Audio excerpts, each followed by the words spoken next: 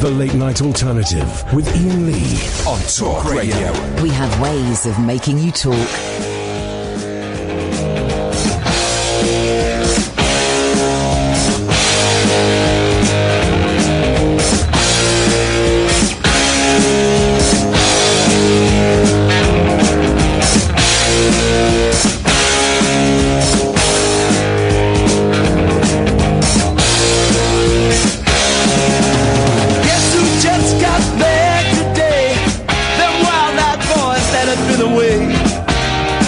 Change had much to say, but man, I still think them cats are crazy.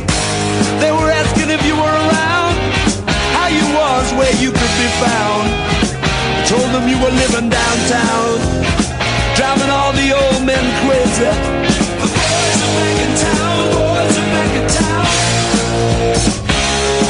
I said, the boys are back in town.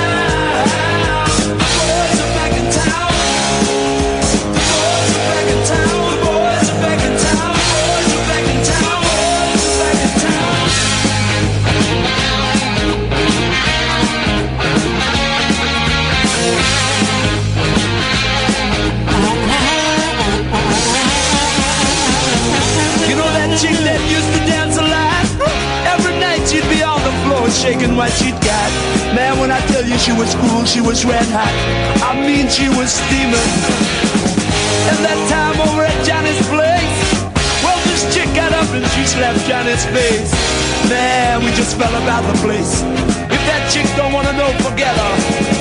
The boys are back in town, the boys are back in town. I said, the boys are back in town.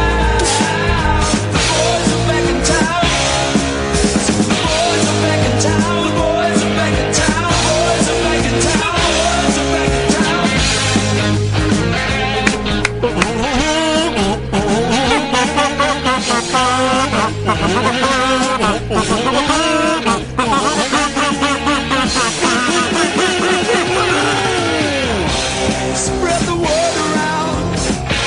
Guess who's back in town?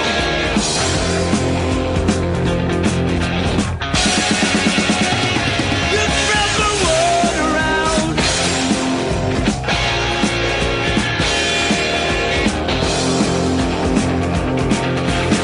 Friday night they'll be dressed to kill down at Dino's Bar and Grill. The drink will flow and blood will spill. And if the boys wanna fight, you better let them. That jukebox in the corner blasting out my favorite song. The nights are getting warmer, it won't be long. Won't be long till summer comes. Now that the boys are here again. The boys are back in town, the boys are back in town.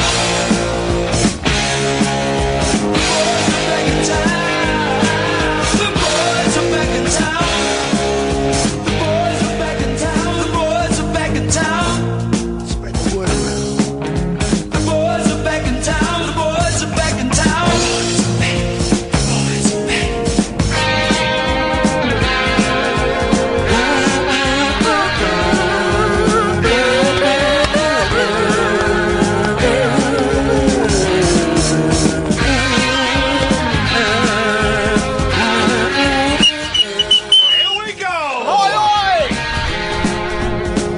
If you've got one, get it out, wave it all about.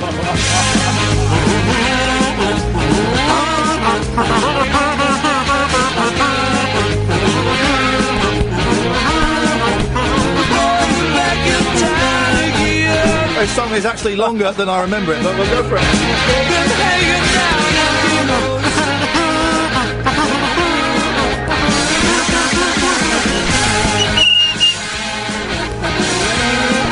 Actually, was going on way too long. I am totally puffed. You can hear in the background my new co-host. Oi, oi! How you doing? Just wait a minute. Ian is warming up by working out on the punch bag that we brought in to the show. Welcome to a new direction in Talk Radio with the signing of Jeremy Kyle and Matthew Wright. Righty and Kylie, as I call them, both great guys, great personal friends of mine. Talk Radio is reacting to the situation that's going on in the radio at the moment. And if you just turn on, just sit down, mate, please. If you just turn on any radio at the moment, you'll know what we've all been thinking. There's too many shows for women. Too many shows hosted by women. You're damn right. Please. Too many shows presented by women. Too many shows aimed at women. And Talk Radio's doing its best to get rid of all of the women that work here. Obviously, apart from Julia at breakfast, does a great show. Is she a woman? The tests aren't back from the laboratory yet. That was rude. But we have got rid of the lady that used to work here. We've got a new host coming in. It's a soft launch. He's going to be filling in for me next week when I'm on a fact-finding mission in the Ukraine. And then when I come back, the brand new show, The Two Ians, starts. So, ladies and gentlemen, please welcome Ian Watkins. Not that one, and certainly not that one. Ian Watkins, Watco. Oi, oi. There we go. How you doing? 0344 499 1000. He's just going to be here tonight, just helping out with the show, just seeing how the show works, getting the vibe of the show. I believe you've got a few features for us that we're going to try later on. In the man cave. Are we going in the man cave. There we go, in the man cave. Written it on a piece of paper. If you want to give us a call about your man cave, what it's like, what is in there, what happens in there, 0344 499 1000. In the cave. In the man cave. Yeah. Skype is open for business. You can Skype Late Night Alternative. That name will, of course, be changing while I'm away. And you are welcome to call in about anything. Tonight's show is dedicated to the Trivago lady, who I think doesn't get anywhere enough credit for the work that she does, A, as an actress. She's fit, man. And B, that is, okay, totally lost my train of thought. The Trivago lady. A, as an actress, and B, as a promoter of online hotel booking resources. So tonight's show is dedicated to the Trivago lady. I tweeted a lady earlier on, and turns out she wasn't the Trivago lady. So apologies to her. It happens. It does happen, man. It does. Well, Twitter is a weird place. I got some guy's giving me beef now on Twitter, right? This guy, let's see what this guy is. Some guy, he claims to be an on-air. Get the phones. He claims to be an on-air radio coach. Isn't it interesting how a lot of these on-air radio coaches, I don't know, don't actually work in the radio? I mean, geez. But you can give us a call about anything. You know, the show works. Tonight's featured artist is Neil Diamond. I used to drive a coach, by the way. Tonight's featured artist is Neil Diamond. He's got a new CD out, Hot August Night 3, recorded live at the Greek Theatre, Los Angeles, CA, I don't know what that means, in August 2012. So that's 6 years ago. We'll be playing tracks from that later on tonight. Really? Yep. I'm not a big fan of the old live CDs, if I'm honest. Are you a fan of Neil Diamond? Everyone's a fan of Neil Diamond. Come on, he's brilliant, isn't he? He's blooming brilliant, but I don't like the live CDs, mate. So what's so good about this one? There's too much applause, too much. No. But this is live CDs. I think are the best because you really capture the artists, their excitement, the passion. Some great interpretations of classic songs. This has got Overture, Suleiman, Beautiful Noise, Forever in Blue Jeans, Love and Love. We'll be playing some of that a bit later on, and this is gets 2 thumbs up from me and Watco. It's a great album. Well, I've not heard it yet, mate. No, not heard it yet. Can't give any thumbs up for it. Not heard it yet, but I know he isn't. This guy has never done a dud album. Oh.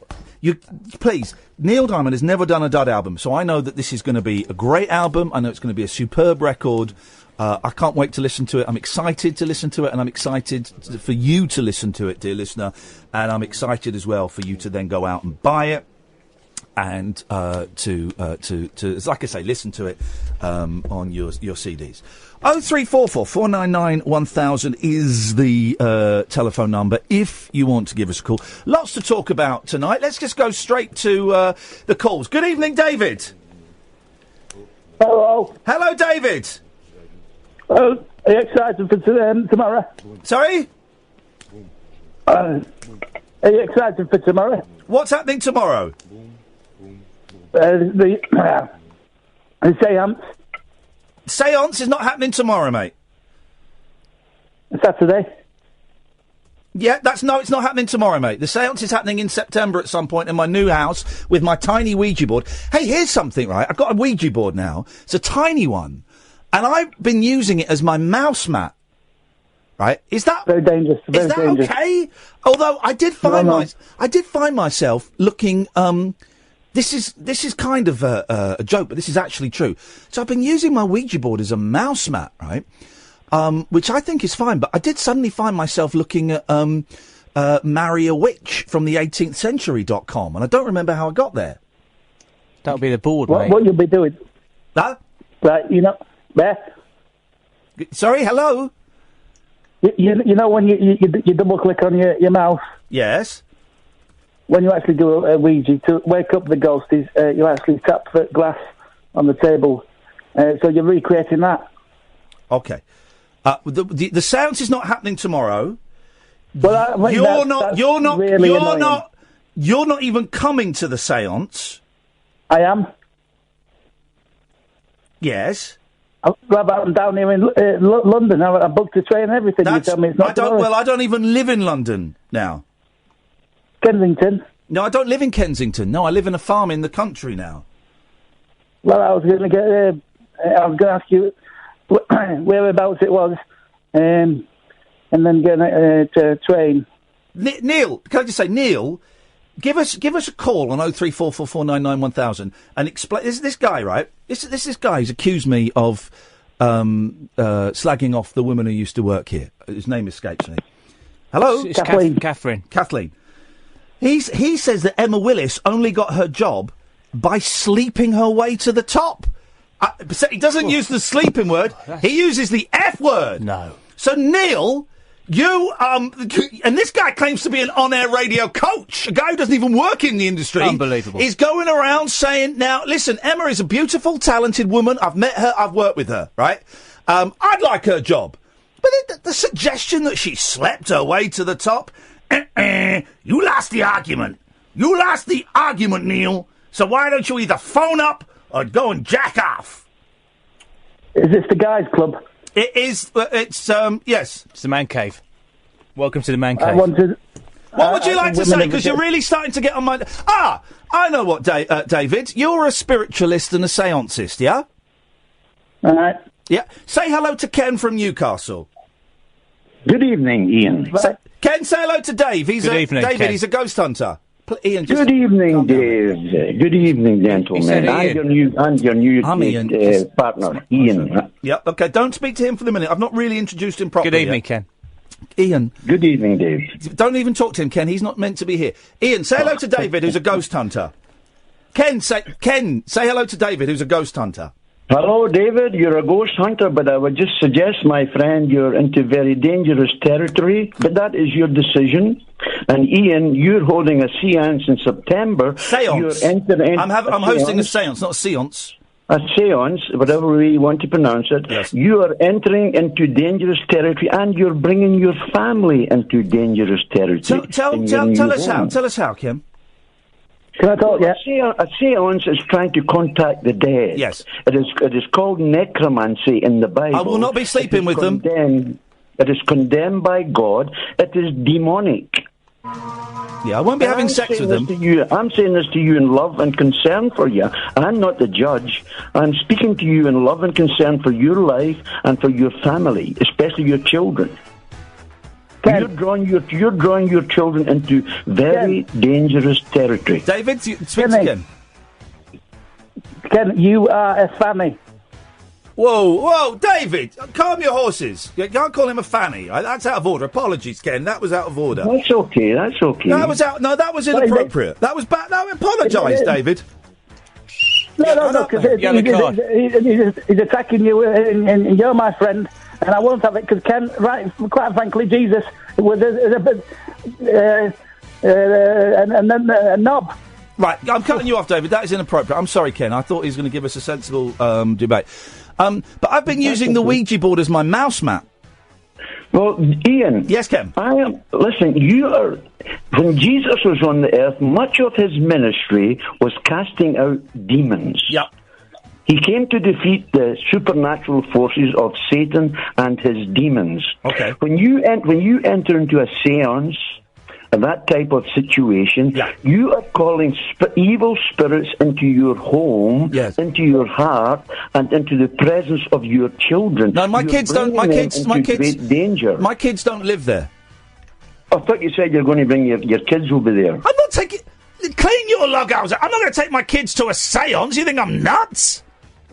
Well, actually, sometimes I do think you're a bit nuts. Oh, Ian. fair play. I respect your honesty. No, my kids will not be at the séance. Good. They'll be upstairs. They'll be upstairs in their beds asleep. Yeah, but they're into the house where your kids live. Yeah. Let me tell you about this. What happened to me in Canada. We had friends in the Indian Native Reserve. His name was Bud. He was a Christian man who previously had been a very hardcore alcoholic. His family were tormented by demons speaking outside their home. Now, the houses in the reserves, they're usually about an acre of land. And round that house, his kids and himself and his wife were tormented by demonic spirits outside of the house. Yes. They called us to ask if we could help. Not that we're special, we're Christians. And they asked us to come and pray against the spirits. Yeah. So we did that. We went round the property 7 times, casting out the demons out of his house, every room in his house, and out of the area where he lived. He had a plot of land, about approximately an acre. We did that for 7 times, then we prayed and gave glory to God in the name of Jesus. Now, the next time we contacted him was about a week later. And he was dead. All gone. He was covered in ectoplasm. No more trouble. Nope. Okay. Well, so if I do get possessed by demons, I've just got to call Jesus then. So I'm all right. That's insurance. That's like travel insurance. Yeah, but Ian, you have to get serious about this, man. I'm serious about it. I bought a Ouija board from Amazon. You're not serious about Jesus. No. You're mocking Jesus. I'm not mocking Jesus. I am having a séance, Ken, and whether you like it or not. And I'm going to stream it on YouTube, and if I get possessed by a succubus or an incubus, then I can just pray to Jesus. This will be the worst thing you can do for your children, Ian. No. The worst thing I did for my children was going on I'm a Celebrity. But thanks for your input. 0344 499 1000. Just Am I going to the séance then, mate? No. This is Talk Radio. Uncut after-hours conversation for the up-all-night generation. The Late Night Alternative with Ian Lee on Talk Radio. We'll get you talking. 0344 499 1000 is the telephone number if you want to give us a call. You're very, very welcome to. You did that quite quickly, mate. A new direction in radio. 0344 499 1000. Just giving it him again, just in case. You did it very quickly, so... Okay, this is my new co-host. Hey! It's a high five, man!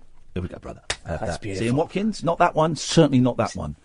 The 2 Ians. It's the 2 Ians. Friday night, me and you together. Next week, I'm off, and you're filling in. I'm in. What you got planned for the listeners next week? Well, no. I don't want to reveal all my secrets. Okay. I've got some stuff in the man cave tonight, though. Yep, okay. Well, have you got any... Let's get there in a bit. Are we going to... Let's get... By the way... Go through that. Ladies are still welcome to call in. Because it would be nice to get the female perspective on some of the big news stories. So, girls... everyone's welcome. If you get permission from your husband, you're welcome to call in. Give us a bell. Let's go to Alan Caddick. Hi, Ian. Hey, how you doing, Alan? About what cow? He's talking to me. Hey, man. Yes, Alan. Just ignore the other Ian for the minute. Well, let's focus on me. What you got for us tonight? Well, I've been thinking about this seance. Yes? It's a bit dangerous you putting it on YouTube. Why is it dangerous? Do you think YouTube could become haunted? This is actually going to happen, right? In September, midnight, in my new farmhouse, I'm inviting a few selected friends. I've got a Ouija board, although it is tiny. Are you sure I'm not invited? I'm definite. And I'm going to be streaming it using night vision cameras at midnight on YouTube. Why is it dangerous putting it on YouTube? Because YouTube might crash. Has the internet... This is a serious question. Has the internet... ever been haunted? 0344 499 1000. I don't remember an instance of it happening. It has. Well, what go? Nothing. I didn't say anything, mate. Oh, I thought you possessing my started already. This is more stilted than your usual phone calls, even the ones when you're actually asleep. Well, I'm a bit bothered. Why are you bothered? Where's Miss Boyle? Who? This is awkward. This is awkward, mate. You need to lay this out properly, I don't don't you? know who he's talking about. Who are you talking The about? person he used to work with, Catherine. Kathy. Big boots to fill. Yeah, very big boots. No, not like that. Size 12. Unbelievable. She doesn't work here anymore, Alan. She's gone. She's one of the good guys. Was a rank amateur. Terminated. She took 2 weeks off, which was a mistake. That's a mistake in this industry. You never take 2 weeks off. She would turn up, and I don't listen. Someone's accused me of being rude about her on air, so I'm not going to be rude about her on air. It's private. What happened between me and her and the boss, and her and some of the members of the TalkSport team. That is not for broadcast. Yeah. Suffice to say, right, and I will not reveal anything. Don't say anything. I won't. But suffice to say, I don't think turning up to work drunk is a good look, Alan. Come on. No, it's never a good idea. I've had a couple of pints. Well, a couple of pints and a few shots is That's fine. all right, isn't it? That's fine. But she would turn up and she bladdered, obnoxious, aggressive. I don't believe she that. would offer she would massage people that didn't want a massage. She was really slowing this show down. Alan, please stop saying, mate. You never even met the woman. You've got to leave. Look, it's making it awkward for me, isn't it? Because I'm sort of coming in. You're making it awkward. Sorry, Watco. Sorry? Yeah, exactly. So she's history. She's gone. She's consigned to the rubbish bin. The boys are back in town. Exactly, yes, Alan. come on. Like the song we played at the start. I remember that from Gladiators. Okay. I don't like the kazoos either. Sorry. It just makes it sound a bit wacky. I thought it was cool. Sounds a bit wacky. No, I'm not digging the kazoo. Although, shut up, Alan. What? Although, you were playing it earlier. There must be a pop song that the kazoo. Here we go. What was the biggest hit? What was the biggest hit ever to feature a stylophone? That's got nothing to do with kazoo. It's a similar sound. Where did that come from? This is a great one. What is the Alan? What a leap. What is the biggest hit song ever to have a stylophone in it? It was that song done by that Australian bad boy. Nah, it's Telstar, wasn't it? No. Let him finish his point. Sorry. It was a song done by that Australian bad boy, Wolf Harris. No, mate. Wait, first of all... He did use that a lot, though, didn't he? I think calling an actual child molester and sex offender a bad boy, I think that kind of demeans... I think that's putting it very mildly. That guy's an obnoxious SH1T. But no, it was David Bowie. David Bowie's song. Life on Mars? No, it was... I think it was Ground Control to Major Tom. Space Odyssey. Yeah, I think it was that one. It's got... Heroes? It's got a thing in it. All right, Alan, I'm getting bored now. Bye. Thank you. There we go. Let's go. He's a good lad, isn't he? He's a great Yeah, lad. I like him. Boys are back in town. Here's Gatford. Hello, Gatford. Hey. Hi, Ian. Yes, Gatford. Yeah. Hey. And Ian. Which one? Okay, just get to this. Always, I notice there's a lot of dead air when you call in Gatford. So let's just say what you got to say. Right. What I was going to say was loving the new format. Really looking forward to the hard launch. Will there Monday. be any Please, Ian. Let him speak. You just keep interrupting them. Yes, will there be Gatford. sort of T-shirts or sort of paraphernalia made up for the proper launch? Yeah, I've got some little sort of slogans I'm going to work on. Go on. We're on the up. Huh? We're on the up. We're on the up. We're on the up. It's all about the bands. High-fiving. There we go, brother. Beautiful. Never leaves me hanging. Never leave a brother leaves hanging. me. So there's going to be plenty of merch. What have women do and they don't regret it? Yeah, we go. Yeah. They don't regret it, mate. Will you be getting rid of the lady tech op? We're gonna. Well, she's great, by the way. Hayley. It turns out there are, and this is insane. And this just shows political correctness gone mad. And this is why I can't wait for Brexit. Turns out you can't just sack a member of staff based on their gender, which I think is nuts. I think is absolutely insane. She's good. I like her. You can't do it. You can't do it. So she'll be with us until her contract expires or until Brexit. Which comes first? Thanks for your call. it feels like I'm doing a lot of the work with. He's another good guy. He's another good guy. Let's take a break, and then we'll speak to Matt, and then we'll speak to Jerry. 0344 499 1000. This is Talk Radio. The late night alternative with that man, Ian Lee. There's no strangers here, just friends you haven't stalked on Facebook yet. Have never sent my picture to anyone who didn't request it. The late night alternative with Ian Lee on Talk Radio. Yes. Okay, 0344 499 1000. You can listen to Talk Radio on DAB, download the app, or go to the website. And I've been assured the last 2 nights, the glitch that's been happening between 11 and 1 has been fixed. And if you want to watch the show, you can come to youtube.com/Ian Lee. Look for the live feed. Let's go to Matt. Good evening, Matt. Good evening. I think I know what's going on here. This sudden lurch towards masculine identity. I've heard a rumour from a very reliable source that you have recently been cast as the new Batwoman. Is this one of these? This is one of those social justice warriors. Is it a libtard? All right, mate. Let's hear it. Let's hear it. Well, let's hear it. You cuck. Yes. As part of your deal with the studio, who are fighting the backlash against the previous person that was cast and has since I think had to turn it down. Yes, mate. You're moving away from social justice towards a more masculine identity, so that you can portray Batwoman as a man-loving cock fiend, if I'm allowed to use that word. Not really, no. No, sorry. But that was the theory I had. So that was it. That's all I had to say. Well, you just wasted your breath. You wasted electricity on the phone call. You wasted our time, and I want you to go to bed. I want you to be thoroughly ashamed of your contribution to the show. Thank you very much indeed. I appreciate the call, though. Right over my head. Let's go to Jerry. Good evening, Jerry. Right. Hello. How are you? Good, thank you. Who's that idiot in the background? Go on. What? Who's that idiot in the back? Did you call me an idiot? I'm going to give him the benefit of the doubt and say that he didn't. Okay. You. Oh. Who's that man in the face? It's Ian. Ian. Yeah. Ian, you host.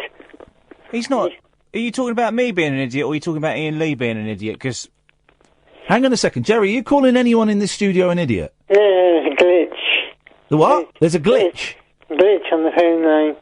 The what? A glitch on the phone. There's a glitch on the phone line. Okay, fine. He's saying glitch. All right. So he's not having a go at either of us. No. What have you called it in about? Listen, you Ian. Listen, you guy. This is your whistle. Not the whistle. Don't blow the whistle. Offside. Very fussy. Very messy. Very messy. Okay. Thanks for your call, Jerry. I appreciate that. Really appreciate the call. 0344 499 1000. Hey, you went, Ian, and you had a very arty day today. Yeah, you went and saw Picasso. You went and saw some work by Picasso. Yeah. One of the just greatest get round to it, mate. Artists. Here's the thing: you've got to stretch out 3 hours. I see. That's why I speak slowly. I leave pauses and I repeat. Okay, I speak very slowly, big gaps between words, and I repeat. All right. Okay. Repetition is the key to filling a 3-hour show. The whole act boils down to 25 minutes. So you've got to speak slowly. Okay. Leave big gaps and just repeat. This is good. This is good for next week. Thank you. So you went to see one of my favourite artists, one of the French masters. You went and saw Picasso. He's Spanish, What mate. was that like? What was that like being that close to Picasso? Spanish, mate. Right, it was great. Actually, I know you may think that's not very manly, is it? But it is, because I tell you what. He was good at drawing bums and arses, wasn't he? He did draw. He was brilliant. I mean, there was one right. There was I mean, she was all over the place. You know, it's all surrealistic. But there was a mirror behind. Right, royal. All right. Just okay. That's big, peachy. Okay, all right. That's okay. Well, I like the way that you could see 2 eyes on a cheek. Yeah, that's great, isn't it? He knew what he was doing. Yeah, that was. He was rich. It was all about a certain year in his life, which was 1932, which was a purple patch for him. Right. And he did a lot of great paintings in it, and I got a lot out of it. It was very emotional, actually. There's nothing wrong with being in touch with your emotions, boys. Nothing wrong with it. Okay. Okay. All right. This is all about blokes. We're going into bloker drive, but I don't want it to turn into... Have a look at this. Jesus. It's good, isn't it? I've got something for you, actually. I've got a little present. You know, we're trying to do a bit of a bonding. We'll do the present a bit. I want to do some of the stories. I'm just worried that I don't want it to be... What about the man cave? I want it to be blokish, but I don't want it to be sexist. No, it's not going to be sexist. I was only talking about... These birds are dead, the Picasso birds, because they was 1932. That actually makes it even worse. You're now talking about fit dead women, and I just think that is probably... it's probably not a good thing to do. Okay. Right. So, yeah, you're looking at paper. 0344 499 1000 is the telephone number if you want to give us a call. Here's a nice story. This is a nice story. I'd be keen to get your thoughts on this. What, my thoughts? Yeah, keen to get your thoughts on this. This is a nice story. Okay. That's a turnip. Can I sit on your knee when you? No, you can't. Lost ring is around 1 carat. Is that a pun? Lost ring is around 1 carat. Don't get it. I think it's a pun. Can I guess what the story is? Go on, yeah, go on. Is it right that man loses ring, right, in his garden or her garden, and they've got maybe it's not a garden, it might be an allotment, and then when their produce grows, like carrots and stuff, they dig him out of the ground, and there's the ring. Yep, you got it exactly right. Move on to the next story. No, I'm going to read it. Missing 12 years. A gold ring lost in the owner's garden has been dug up 12 years later on the tip of a homegrown carrot. The tip. You can grow... yeah, it's actually funny. You can grow vegetables at home. Who'd have thought it? I don't know why you bother, because you can buy them. Don't you do that on the farm? No. It's cattle. It's dairy. Purely dairy. 1,499 cows. I had to shoot Olive. I heard about that. To shoot Olive in the post office. Sorry, man. Lynn Keach, 69, was washing the veg picked by husband Dave. I don't believe this story. What's your Dave? Because a gold ring lost in the owner's garden has been dug up 12 years later on the tip of a homegrown carrot. Lynn Keach, 69, was washing the veg picked by husband Dave when she spotted her sparkler. She said, "The carrot had grown into the ring. It must be a chance in a million. I couldn't believe my eyes." Now, here's the thing, right? I don't believe that story, because I thought they plucked it out of the ground and the ring was there. But she's saying she saw it when... just don't answer the withhelds, because it's the guy I took to court for being a perverted stalker. She is saying that she saw it when she was doing the washing, which makes me think maybe it had been on her finger for 12 years and she just had gone blind to it. It's like, you know, when you look for your keys, right? You go and look for your keys and you look everywhere. You look where they should be. You look where they often... You can't see it. And then, like, you get a friend to say, "Can you look for my keys?" Oh. Pardon me. Sorry. That was out of order. That was out of order. That is even actually... it's a bloke's show. Yeah, I don't... Come on. It was a one-off. I got windy pops. Okay. Right, so maybe her finger was green. Do you have a green finger? So you can't find your keys. And no, don't answer it, because he'll think he's on air. So just don't answer it. Cut him off. Let him keep ringing, because he'll think he's on air. Welcome to the nutcases, Ian. You're going to have nutcases aplenty. We're going to every withheld number. It's straight to air next week. No, don't say that. No, we got to let them all in on the man cave. It's an open door policy. In fact, we don't have a door; it's a cave. Lynn was given the ring with heart-shaped amethyst. Amethyst. Amethyst. Amethyst. Is that Greek? Amethyst. Is that Greek drink? It's like a gemstone. By Dave for her 40th birthday 29 years ago. That's nice. But it later became too small for her. Jesus, how big did her fingers grow? From the age of 40? They were like carrots, mate. But it later became too small for her, so she gave it to her daughter Sarah, 37, who lost it in the garden in 2006. Well, Sarah is a dick. Why are we doing stories out of the papers, man? I've got stuff here in front of me. We're going to get to it in a bit. Okay. Lynn of Monkton Heathfield, Somerset said, "We searched high and low but couldn't find her. I was gutted. Dave also looked for the ring every time he went out the back. Every time, Dave? Really? But he did not notice it when he dug up the carrots. Lynn added, Dave threw them in a tub outside the back door. I picked them up, put them in a bowl of water, I did, with some potatoes. Then saw the ring in front of me. It was amazing. That is a great story. It's a good time story. It's a feel-good story. It's an upbeat story. It's a happy story. And when we come back, we're going to be talking about Islamic extremism and jihadis.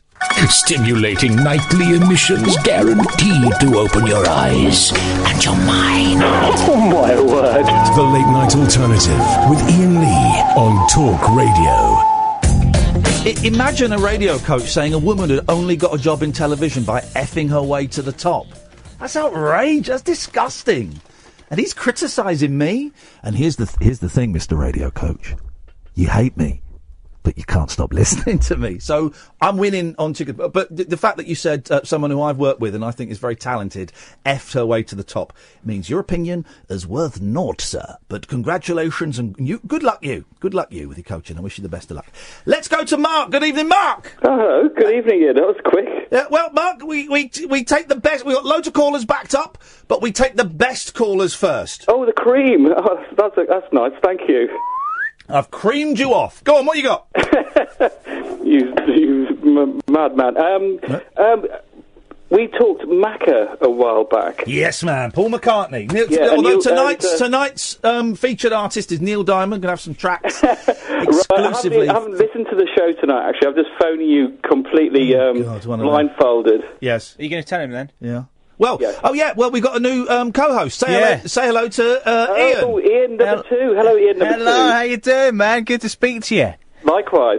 Tell us about Macca. Are you partial to a bit of Macca? Oh, I love Macca. He's great. Who doesn't love Paul? If anyone doesn't love Paul McCartney, just press it on. Tell them to be quiet, whoever that is. Yeah, my son wants to know. He wants to hear me in the other room. How old is your son? He's 11. Okay, in that case, I'm going to be very polite about him. Oh, really? But if anyone doesn't like. If I meet someone and they don't like Paul McCartney, for example, in my car at the moment, I'm playing Memory Almost Full. Yeah. Good album. It's a great album. It's for me, it's Paul McCartney's Sgt. Pepper's. Yes. And if someone gets in the car and says, what's this rubbish? Well, then I pull over and I say, well, could you get out of the car, please? Because they're not someone I want to share a journey with. Quite right. Yeah. Right, okay, yes. So, you've got to like Macca. Yeah, so I'm glad that somebody's reappreciating Macca because he gets vilified far too much. Shall we listen to there's a new Paul McCartney song came out this week, wasn't there? Hey, you shouldn't vilify me, man. Well, vilification was my idea, you know. No, don't do that, don't do that. Well, Hey, Macca, shut up, you. Always talking on you all the time. Hey, John, it's hey, this is a good comedy bit. Keep doing this. Hang on, be quiet, Mark. This is totally improvised. We haven't rehearsed this. We haven't. I didn't know he could do John Lennon. I can do him. Well, John. What, Macca? Well, John. Full of yourself again, aren't you? Well, the Beatles. That was my idea. No, it wasn't. I was there first. Answer the phone. Sorry, I had to break character then, because the person we can't sack because of her genitals is not doing her job. Okay. John, it was my idea to start the Beatles, No, it wasn't actually. Well, it was my idea. I had a dream. I knew 20 Flight Rock on the top of the bus, and I said, let's start the Beatles, and then we did Revolver, and... I think you're misremembering it, my friend, because I started it all myself. Okay, we can do the voices, but it's not funny. Yeah. Right, stay there. This is the new Paul McCartney song. It's called Fuck You. So we got... Please... Sorry. This is Hey, Macca, that new song's rubbish. Well, hang on, let's hear it. It's Paul McCartney. It's called "Fuck You." So we've got to be careful. Bye, son. You should be in bed. I know. I'm trying to get rid of him. Here we go. Shut up. Everyone, shut up. Here we go. Could you talk about yourself? Yeah. Try to tell the truth. I could stay up half the night trying to crack your code. I could stay up half the night, but I'd rather hit the road. On the night that I met you, I was on the town. On the night that I met you, I just wanna know. Yes! How you feel. Oh yeah! Oh yeah! That's right, Paul McCartney on the bass now. Oh yeah! Live at the O2 Arena. He says fuck. He says fuck. He says fuck. Yeah. Take it home now. Come on, baby, now. Come on, baby, now. Help me work it out. We can work it out like the Beatles. I won't let you down. Never let you down. So you don't need to shout. Let it be. I can stay up half the night. Eleanor Rigby. Playing with your head. Penny Lane now. Stay up half the night. Play me bass guitar. And have sex. Yeah, that is classic McCartney. It was. Are you familiar with your 70s Wings LPs, Ian? I am getting more familiar, and I got to say, London Town is a great little record. Oh, it's a bit challenging. The song about... Hang on a minute. The song about the time-travelling man? That's a great song. London Hey, don't you know that I'm always going back in time? Something like that. Can't quite remember it. What about Venus and Mars? Yeah, a little bit. How well do you know it? Not particularly well. What's the point? Get to the point. Well, what is track 4 on side 1? I don't have a clue, mate. Can you Google it? Don't answer that phone call. It's a fake. No, any number that's got all those zeros, it's a fake. No, I'm sorry. We're just getting spammed by sexual predators. Oh dear. I can't Google it. Just tell me. You know the answer. Just tell me. No, I can't. You're going to ruin it. Right, I've got to Google track 4 on Venus and Mars. Yes. Right, okay. Venus and Mars. If this is rubbish, yes, then you're in trouble. Venus and Mars, Wings album. Okay. Track 4. Right, you gave me the answer. No, I didn't ask you a question. Get stuffed. Martin's on the line. Good evening, Martin. Hello, Ian. Right. Do you mind, right, if I go off topic, like, and be a little bit like that's political, please? Sorry? Do you mind if I go off topic and explain why I hate and despise this country? Oh, yes, I'm in. I hate this country as well. Let's do it, Martin. This is it. This is what we're after. This is the meat and potatoes. Say hello to the new Ian, Martin. Hello, Martin. Come on. Hello, Ian. Come Right, on. listen, Spill it out. This country, right? Yes. That's the way they treat the disabled, the poor, the unemployed, the vulnerable, like the people who can't fight for themselves, right? Yeah. And I found a perfect song, Ian, right, to represent what this country stands for, like. Okay. Have you heard of Could you do me a favour? Could you do me a favour? Yep. Try and do the rest of this phone call. I'm enjoying what you've got to say. This is interesting. This is what we want to get to. We want to make the show more political in the future. I think we both agree about that. Yeah, both of us. But can you try and make your point without saying the word right or the word like? Okay. I will do. I've had a friend recently who's committed suicide. Oh, mate, God, that suddenly took a dark turn. I'm sorry about that. There you go. That was out of the blue. Was that the blue? In that case, I'm going to let you say the word like and right. Okay. I wish I'd waited 10 seconds before imposing that rule. After his experience, like the DWP, they call them, right? And go on. This, like, ESA, like, and when he had to go for the interview, like, he ended up talking himself. Now, I can sum up. Do you mind, like, if I can say one thing now, Ian? Mm-hmm. This country, I can sum it up in one word, right? Have you heard of a group called Limp Bizkit? Of a what?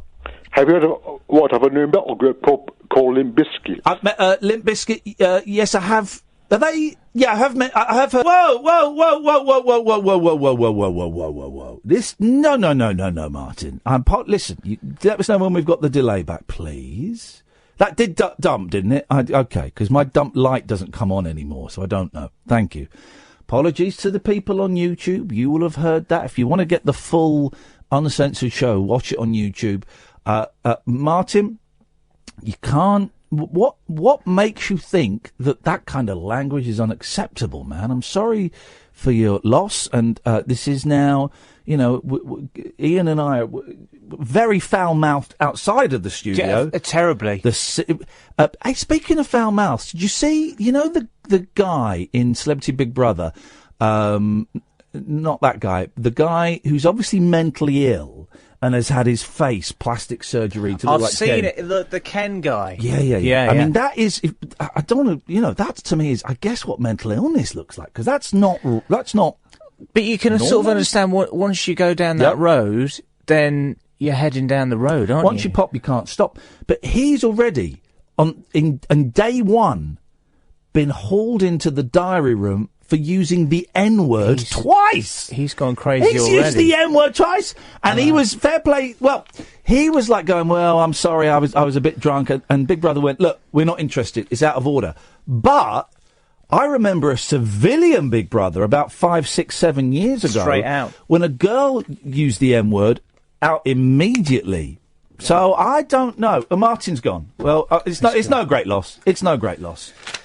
Sorry for your loss, Martin, but watch your language, buddy. Good evening. No, I don't want it back. Good evening, Jack. When no one else can understand me, when everything I do is wrong, you give me hope and consolation. You give me strength to carry on, and you're always there to lend a hand. It's a bit ragga. Everything I do, that's the wonder of you. Oh! Why wasn't that in your top 5 Elvis songs? Because it's rubbish. You're having a laugh. You're having a laugh? That's a terrible song. Why did you sing along then? Well, because everyone sings along to The Wonder of You. Doesn't mean it's any good. I sing along to Una Paloma Blanca, but it sucks. It would have been in my top 5, mate. It would, or it wouldn't. It would have been. Of course Keep it would your have been. lugouts out, Jack. I just can't help believing when she slips her. I did it better. So what is this man cave? You got a side. I've got the man cave It's upside side. down. It's upside down. Sorry. It's upside down. Yeah, the man cave. Yeah. Let me show it to the peeps on there. So what is this? Talk us So through it's the this man cave. idea. So basically what it is idea, you know that the powers that be, the people, the higher ups, Yep. people that pull the strings, want to bring this show into the 21st century and make it more testosterone, balls out, thing. The man cave is part of that, and it's like topics to do with manly men stuff. In order for people to get involved with the show, actually interact with the show, give them something. By the way, someone is just accusing us of being sexist. What about? Socialist Snowflake. Actually, her name says, I don't know if this is a joke, but anything that ignites the ignorant sexist folk and plays them off against the woman who used to work here is a problem. I am a feminist. I am against sexism. This is not sexist show. No. It's just a show for blokes. You've got your Women's Hour. You've got Women's Hour on Radio 4. On the 4. You got all these programmes. We're just doing something for blokes. You've got loose women. Okay, carry on. It's TV. Carry on. Yes. Yeah, so basically, I've got a few things. In the man cave tonight. Yes. And you said that you were going to cross over to me, and I was going in the man cave tonight. Yep. And I've got some topics. Do you want them now, or? Let's have one now. Then we're going to go to the news. Okay. And then we'll come back with a track from the new Neil Diamond album. He's tonight's featured artist. All right. And then we'll do some more. We'll do some more. So go on. By the way, if you want to call in at any point, 0344 499 1000. Away you go. Get involved. So in the man cave tonight, we're compiling the mustard list. Okay, go on. The mustard list. What is We're that? talking borderline boilers. Hang on a minute. That's 2. I've given you 2 What's now. the mustard list? Well, it's like the things mustard, man. Gas. I've got. Well, Hellman's? not like that. No, Hellman's. That could be in there. Hellman's mustard. But I've got a list. Coleman's. David Coleman's. No, you've got it wrong. See, in certain parts of the country, people use the word mustard to say that they like it. You see. Oh, do they? So we're having a mustard list. You see, Oh, I of like things that people like. And I've, maybe we can run through my list, and then you can add to the list tonight. Okay, what's on your? I need some music for this list. Really. Have we got? Okay. Have you got any music? Call us on. What kind of music do you want? 0344 499 1000 if you want to add to the mustard list. Just what you think. Mustardy list music. Okay, on my mustard list. No, that's a bit. It needs to be a bit more. Oh, that's okay. Okay, on the mustard list so far, sausages, Quest TV, birds, waistcoats, Pele, pool, the adjustable spanner, feats of strength, chicken nuggets. No, I don't go with that. Liam Gallagher, urinals, Donna Air, Margate, the Bugatti Veyron, Blueies. Huh? Blueies? The drug? The drug? Oh, the movies. No, I've heard them called the blue. Oh, you mean Not the movies. you The mean blue. Viagra? Yeah, man. You know the blueies. You know you can buy Viagra Can now. you? can From buy the it. shop over the counter. Yeah, you can buy Come it on. now. Have you ever used it? Yeah, I have. Wow. And I'm tempted. All night long. Well, all night long. I'm tempted to do a show on Viagra. Yeah, do it. Is that when you come back and we're doing it together too, Ian? So Maybe. Bovril. We're We're going to come back to the We're mustard going to come list. back to the list. We're going to come back with this song. It's a great song. Yeah. This is the new direction of Talk Radio. I hope you enjoy it. It's going to be a lot of fun. 0344 499 1000. This is Talk Radio. The Late Night Alternative with Ian Lee on Talk Radio. We have ways of making you talk.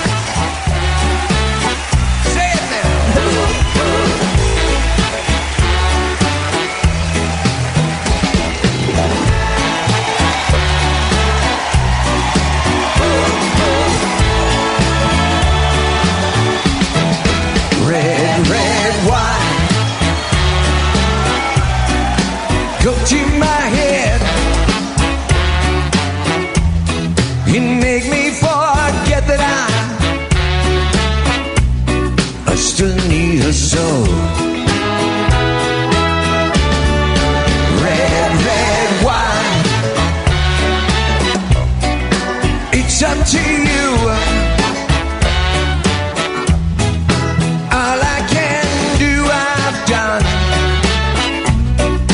Memories won't go. No memories won't go. I'd have sworn there were times thoughts of you would leave my head. I was wrong, and I find just one thing makes me forget. Yeah. Stay close to me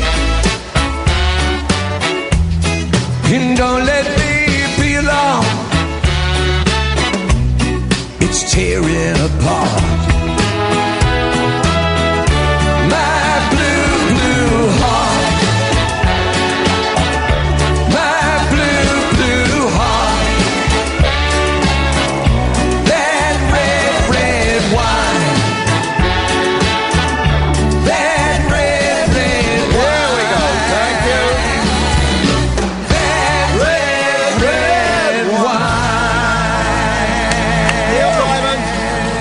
Diamond.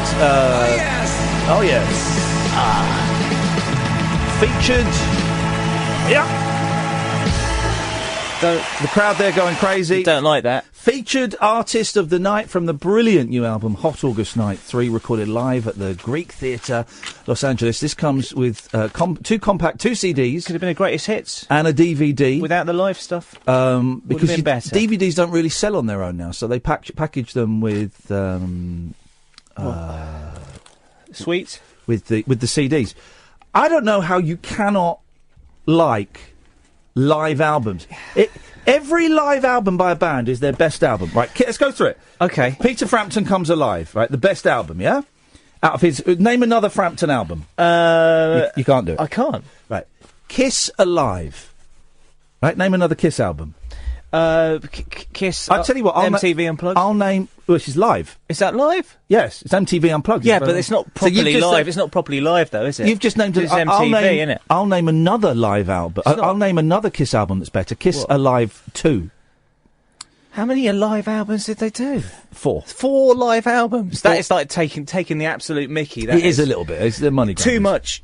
Too much, mate. The Beatles live at the Hollywood Bowl. That is their best album. No, it's not. It's their best album. They did a reworking of it, did they not, for when they brought out that Ron Howard movie? Oh, yeah. That was a little bit better than the original, but let's the best face it. album. Let's face it, the Beatles live weren't that great.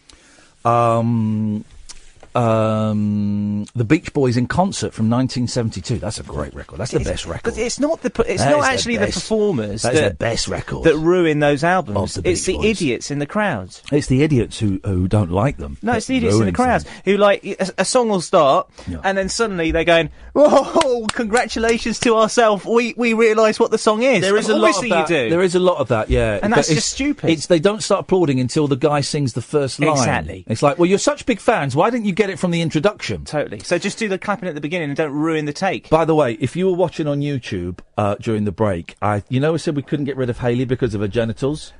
I think we've got clear grounds for dismissal. She poured my coffee all over the desk. Not once. She did it twice. But it was my fault though, because I've got a bag. What the heck? I've got to be honest about it. There was a bag there. It's obvious. You could see it. Well, no, because it's dark in here. Because you have the lights down, so it's probably your fault. Yeah. Anyways, it's the two Ians, mate. Nice. Good evening. Nice. How you doing? It's the two Ians. It's a new direction of the show. It's kind of a soft launch. And you're making it too soft, to be honest with you, because I am ready. I'm raring to go. I tell you what, let's have, because you're filling in for me next week. Let's have a little listen to what it sounds like. You deal with Simon in the New Forest. Away you go, buddy. Hey Simon, how you doing, man? Hey Simon, have you put him through? I've put him through. Hello Simon, Simon in the New Forest. How you doing, man? Yo, what's happening, man? What's going down? Let's try it now. Is he there? That's a bit unfair, isn't it? You didn't put him on. Simon in the New Forest. Right, Simon in the New Forest. Call him back, please. Call him back. So he's not there then? He's not there. What are you doing? No, it's not me. They ballsed up on that side. No, they didn't. Come on, man. They ballsed up on that side. So, we've done your mustard list. Yeah, is anybody calling up with that? Anybody joining in the mustard list? No, they don't seem... Well, OK, all right. They don't do you want some more stuff in the man cave tonight? Yeah, let's... In the man cave tonight. Hang on a minute. Simon might be back. Yeah, we go. You talk to Simon. Hey, Simon, how you doing, man? Oh, how you doing, man? Yeah, you all right? Yeah, oi, oi. Listen, when I hear about women spilling men's coffee, brings out my very misogynistic attitude. It's not on. What? Why? Well, she did spill the coffee. That's what I mean. Sack her. No. It was my fault because I put a case on the floor that was... It's quite dark in here and she tripped over it twice. Oh, you're an apologist then? Yeah, you can't sack it. Anyway, anything else, mate? Yeah, how much do you reckon you get paid for a gig on This Morning? This morning? I'd have to pass that over to I haven't done This Morning for my about... number 2. I haven't done This Morning for about 6 or 7 years. The last time I did it, I was reviewing the papers, and I think I got 250 or 300 quid. That's good money, isn't it? 6, 7 years ago. It's good money, that. What would you do with their money? Well, presumably, though, the Schofield would get more than that, wouldn't he, per day? Yeah, he gets about £250,000 a year, so, yeah. That's good. That's good money. Why is he advertising for a completely listen, we don't talk about the adverts on the station, and people are allowed to make money any way they want. I just feel it's embarrassing. That's all. Well, yeah, but first of all, right, let's move away from any adverts we may play on the station because it's obvious we can't talk about them. But suffice to say that if a daytime, one of ITV's best daytime television presenter was doing an advert, he's getting at least £100,000. So, embarrassing now, is it? Yes, pride, isn't it? Get stuffed. Pride. People like that are idiots, right? You get offered $100,000 to do a week's work because that's all it'll be. 4 days filming, a day, and I'm not talking about Schofield specifically. 4 days filming, a day in a voiceover booth.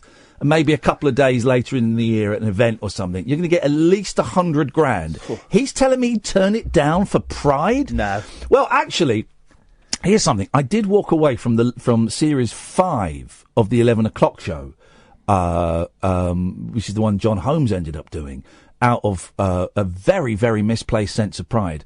And it was going to be 10 weeks. I can't even believe I'm saying this. It's going to be 10 weeks, and it was going to be £9,000 a week.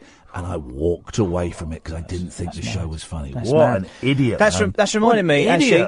That's reminded me about Yes. I've got a little bit of a present for you, mate. Because obviously it's hands across the water, and high five, hands across the sky. I'm loving it, loving Yes. it. And I've got this for you.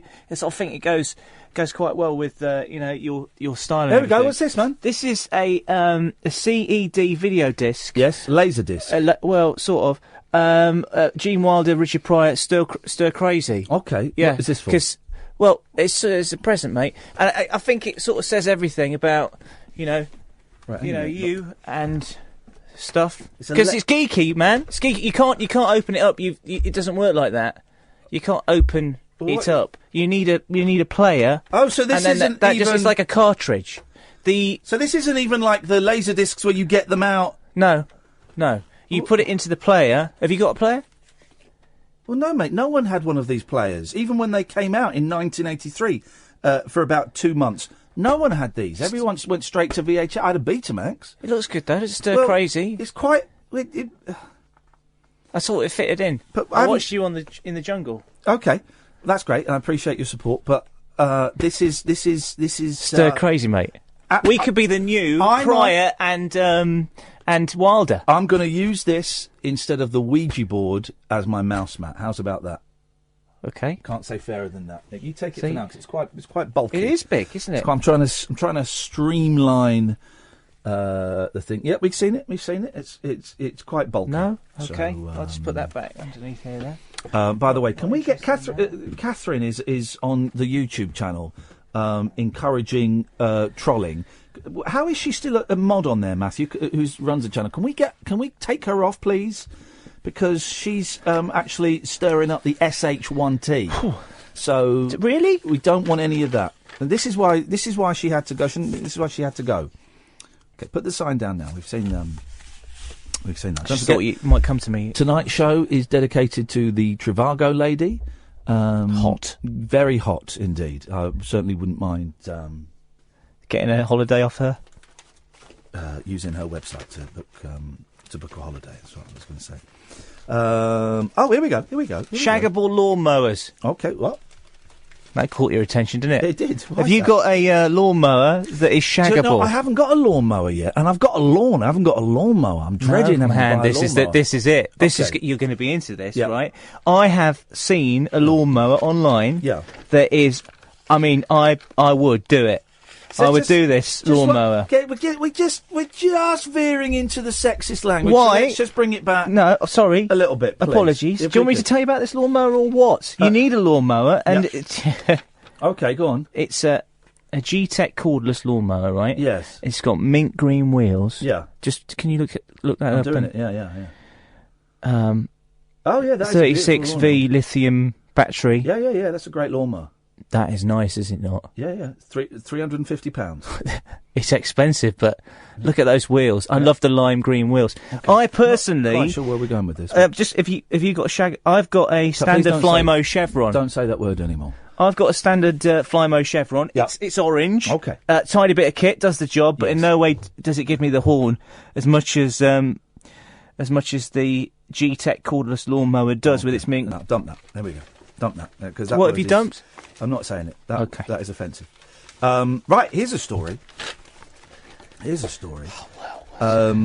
We all have a murder. We all have a murder. And what kind of a murder? Well, your murder in a minute. If you don't shut up and listen to this. Bit of respect. This is actually a serious story. So just No. This is actually a serious story. So just turn it down a bit. The riddle of the identity of Jack the Ripper has taken a twist, with claims the grisly serial may have been a woman. This is in the Mirror today. Dozens of... I knew it. Okay. Dozens of theories... please, you're making it sexist. Please don't make it sexist. Please. Please. Okay, thank you. Dozens of theories exist as to who terrorised Victorian London's East End, including the one that it was painter Walter Sickert, but none of them has been proved conclusively. My favourite theory up until now is the one that it was the American guy. You heard about this American guy, like a serial killer in America who wasn't him over to Britain. But you know about that guy's. Wasn't him. But do you know about that guy's house? it had stuff in it that incriminated him. No, that was Listen, circumstantial. Listen, he had this hotel in America. This is incredible, and it was like a death maze. So it was full. He built it himself. It's nuts, man. It's full of interconnecting rooms and dead ends and hidey holes and secret passages. And people would enter it and they would never come out. They couldn't get out. They couldn't escape. I've seen making a film of it. Diagram of it. Yeah, it's nuts. Making a film of it with DiCaprio. Nobody ever found any bodies. So no, he killed loads of people. That's not even disputable. So he went to jail for it? It was on Howard Hughes. No, he died, I think. Before he was... Now, the story of a female doctor's assistant with a hatred of prostitutes... I knew it. Because she could not have children, will be told at the London dungeon. The Ripper's first victim was Mary Ann Nichols in 1888. Don't make the noise. Jesus, don't make the noise. And 4 more murders of prostitutes followed. I was there today, actually. I was there today in Whitechapel. Yeah, it's a great place. Doing the walk. The history. It's funny, isn't it? You get tours and walks of these. A series of notes signed Jack the Ripper led police to believe the killer was a man. But Metropolitan Police Detective Frederick Aberline recorded witness statements claiming to have seen someone wearing the final victim's clothing as they left the murder scene. It was all sexist. Historian John Morris stated the case for a female killer in his 2012 book, The Hand of a Woman. Totally. And put doctor's assistant Lizzie Williams in the frame. Well, why are we only hearing about it 6 years later then? Sexism. He said 4 of the 5 victims had their uterus removed, with the 5th showing signs of an attempted removal. Jeez, that's disgusting.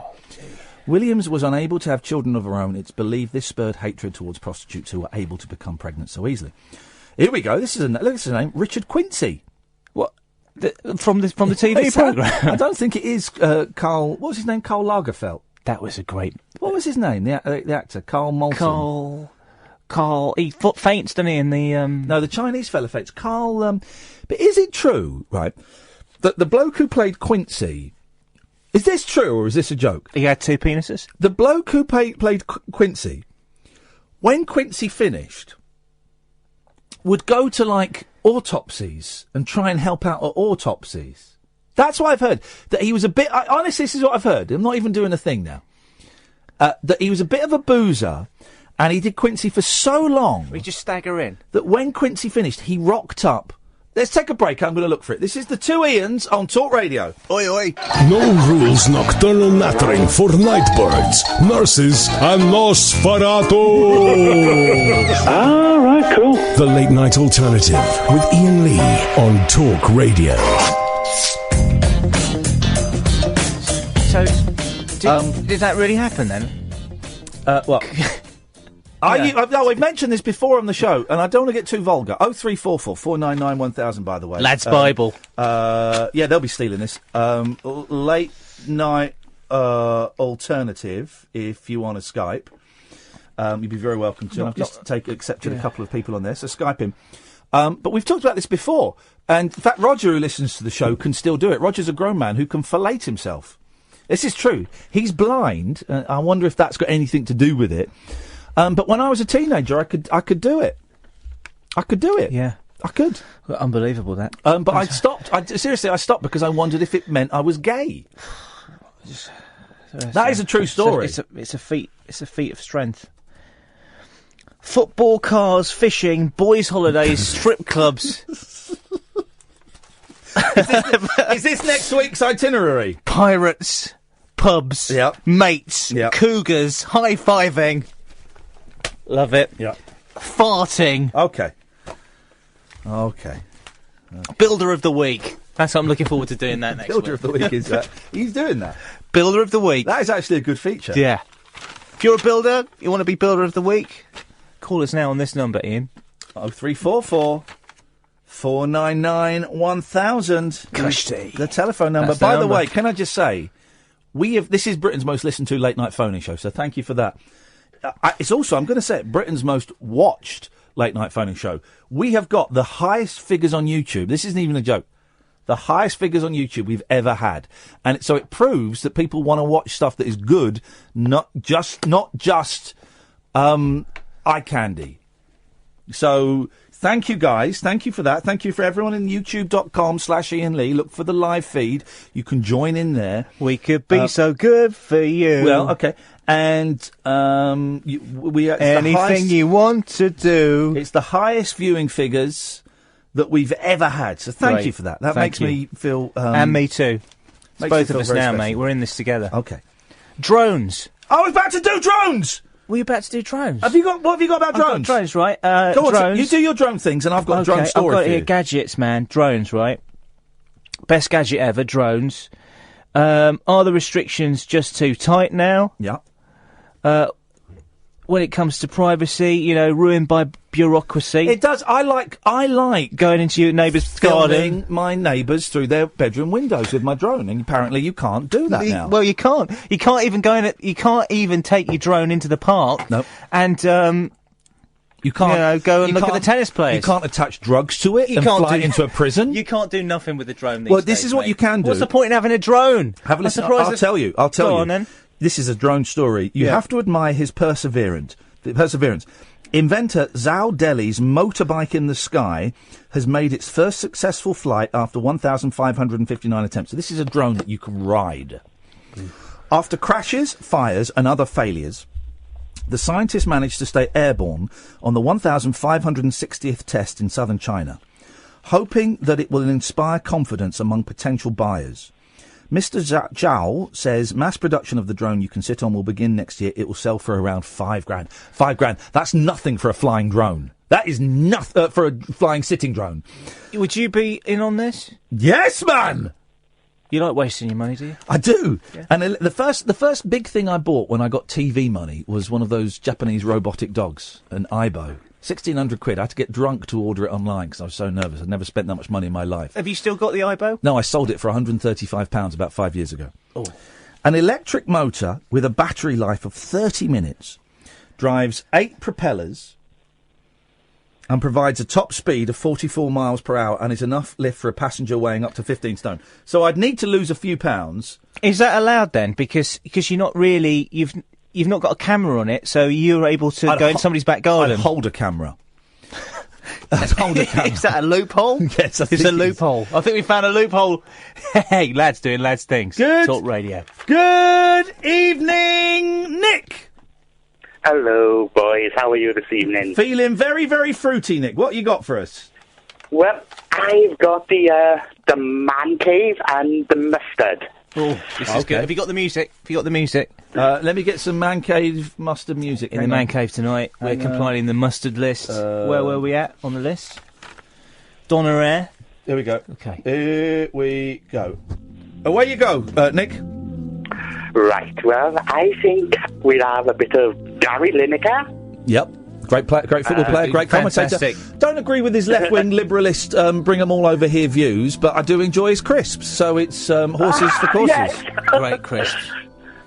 A nice bit of Barry Island, I think. I don't know him. Was he a singer in the 70s? And now Ian Lee will know this person. A bit of Weird Al Yankovic. Can I correct you? Yes. It's a hard C, Weird Al Yankovic. He's been on the show a couple of times. It's Weird Al Yankovic, but we love Weird Al. Oh, yes. He's awesome. Yeah. So, Weird Al. Anything else for your mustard list? No, that's it. Thank you. Right, Nick. That was a great call. I appreciate it. And I'm really looking forward to the new launch, too. It's gonna be good. It's gonna be good. It's just we and I agree with the Rebecca Brooks at The Sun when she says there's too much radio by and for women, and being a man, I'm gonna say it, a white man, there's very little out there for us, and so this is a real opportunity to and men of all ethnicities are welcome, and women are welcome too, but it's a real opportunity to create something new and unique and to fill a gaping hole in the market. I agree with you there, buddy. Thank you, Nick. You take care, mate. And you too. Have a good night. Thank you very much. Does this music sound appropriate? One by one, we're dragging them in. The music sounds appropriate or not. That's good. I've got a couple more to add to the mustard list. Hang on. Mr. Zhao declared it was like riding a motorbike in the sky. My dream has come true. He's named the drone Magical Cloud. I'm getting one of those. Waste of money, mate. I'm getting one of those. I'm going to ride it. I'm going to ride it to work. Ride it, baby. I'm going to ride it to the shop. Ride it, baby. And I'm going to enjoy Ride it. it, baby. That's what I'm going to do. Good man. I'm going to do it. Yeah. Just calm down ever so slightly.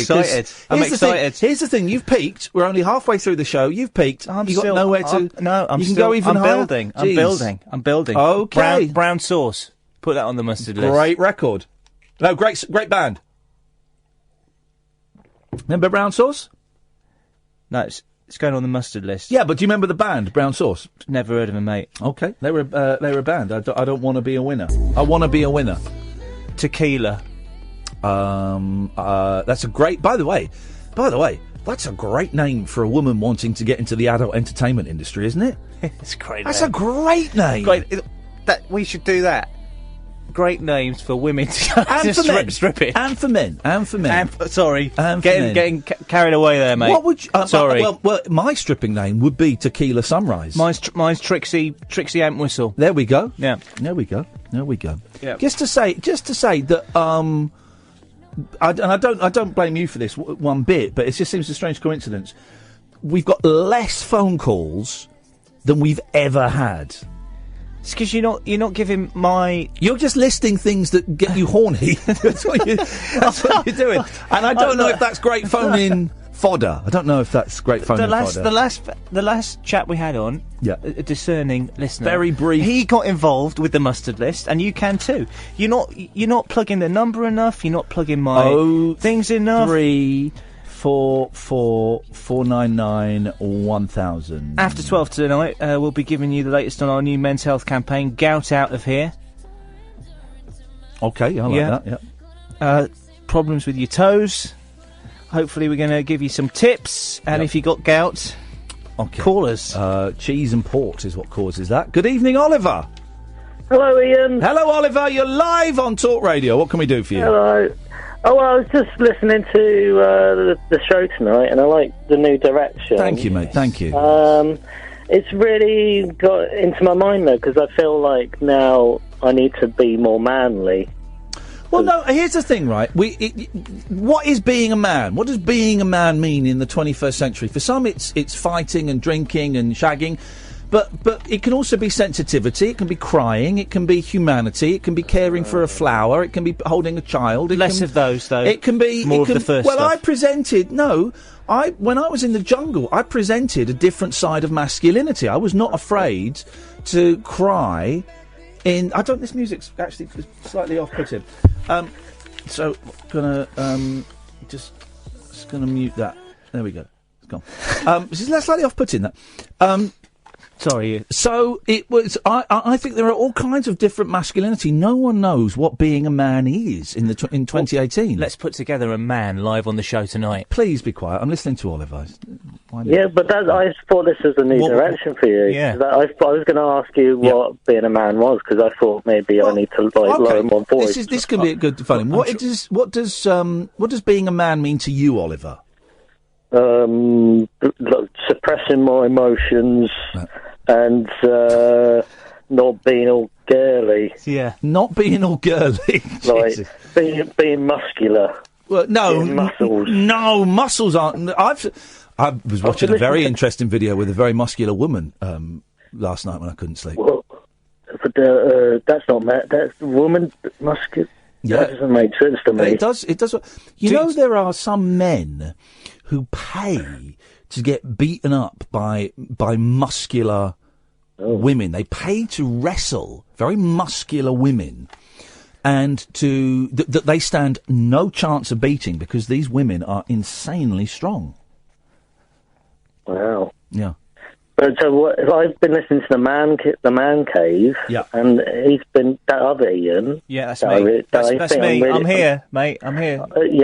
That's taken over the show. He's been telling me that being a man's like loving electrical lawnmowers and actually, that man. I'll tell you what, mate. We've got this brilliant feature coming up next week. It's we're going to be testing some angle grinders. Some what? Angle grinders, mate. On the air?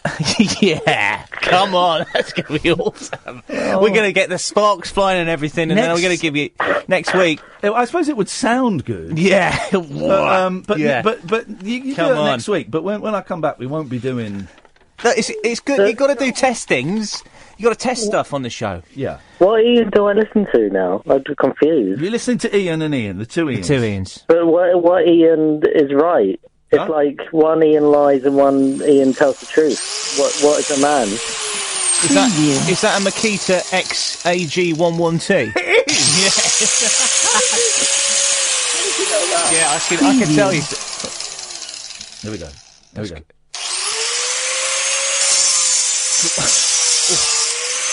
Do you know that's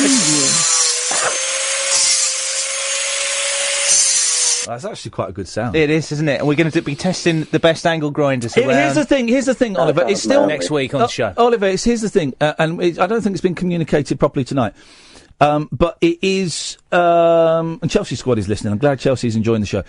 It's still my show, and Ian is kind of going to be the co-host. So it's sort of like 70-30 my show. So I'll be the one driving it. That's not. And Ian is like the sidekick. That's not what the sidekick. That's not what I've been told. Who is the alpha?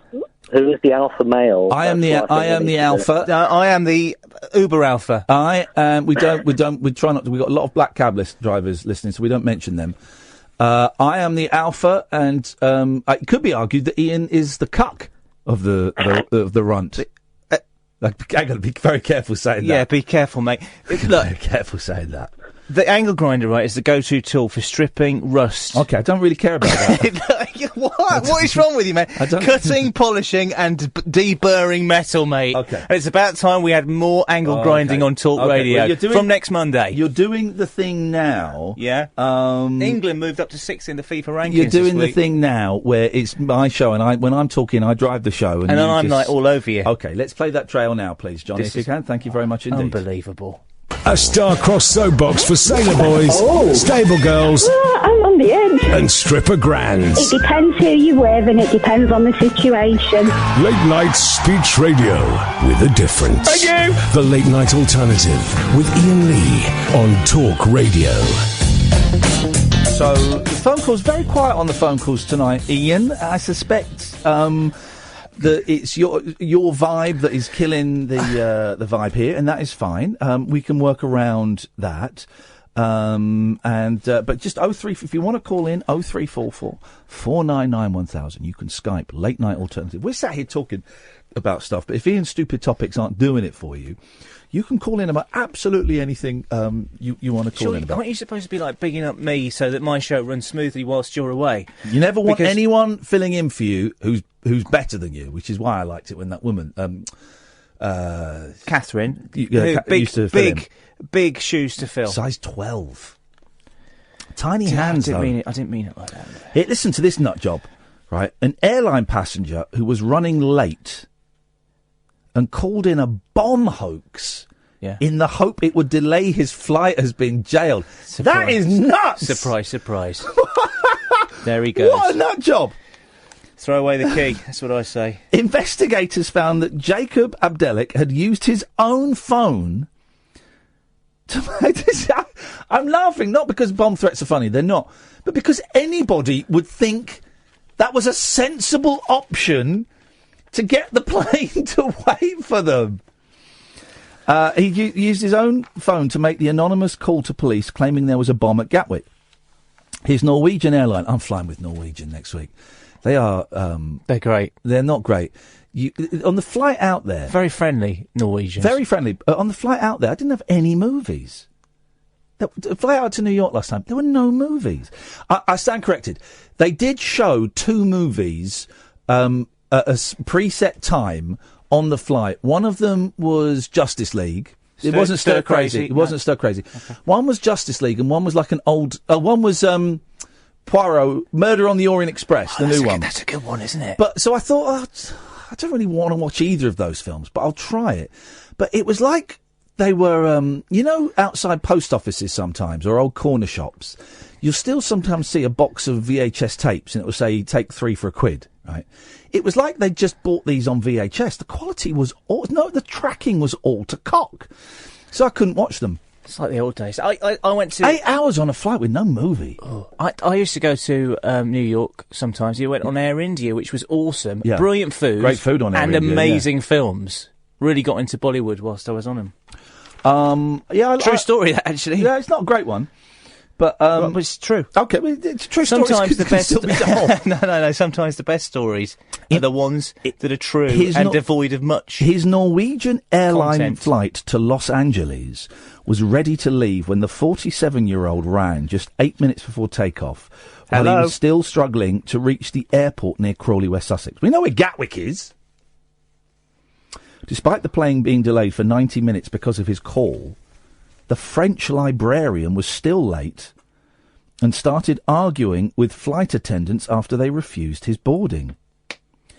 He was told to return on another date to arrange his flight, police said. But inquiries then revealed that the phone number used to make the hoax call was the same number Abdelek had called from to book his original flight. Hang on a minute. So he didn't 141 his number. He didn't block his number. He just phoned up and said, there's a bomb on the plane. And if he did that and then phoned up to make another booking, why didn't the police just phone him back after the bomb threat and say, hello, did you just phone in a bomb threat? Huh? No. This number just came up, but it was not me. I am a French librarian. It takes time, doesn't it, for the cogs to start... The cops. The cogs and the cops to start a-moving. Sometimes. Abdelek was arrested at Gatwick 11 days later as he attempted to board another flight to the United States. He admitted the telephone number used to make the hoax call was his, but claimed he could not have made the call because he'd lost his SIM card days earlier. Oh, yeah, those SIM cards are always falling out of phones and down drains and things like that. It's the small ones I find are the problems. They're always dropping out. Did he go down? We're going to find out. He was charged with communicating false information regarding a noxious substance likely to create serious risk to human health. Send him to the pokey. Abdelek of Hackney, East London, I thought he was a French librarian, was due to stand trial on Tuesday at Lewis Crown Court, but changed his plea in the dock and admitted making the hoax call. He was jailed for 10 months in order to pay a £140 victim surcharge. Gatwick Police Chief Inspector Mark Clothier said... This was quite a ridiculous decision made by Abdelek, who fabricated an extremely serious allegation purely for his own benefit. He was running late for his flight and thought it would be a good idea to call in a hoax bomb. However, this turned out to be the worst decision he could have made. I bet he's made worse, this guy. His actions caused the flight to be delayed and also caused a level of fear and distress among a number of staff and passengers on board the flight. The consequences of making allegations about bombs, guns or similar at densely populated locations such as airports are well documented, and Abdelek's sentence serves as a warning to others. This sort of behaviour will not be tolerated. Yeah. What an idiot! That guy should be banned from air, or even aeroplane. Yeah. What do they do in America?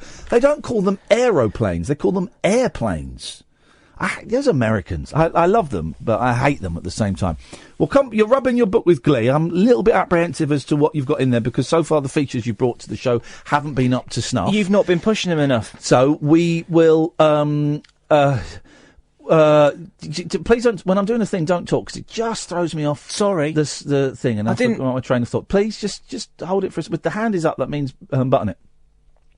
That was it. Yes, 0344 499 1000. This is Talk Radio.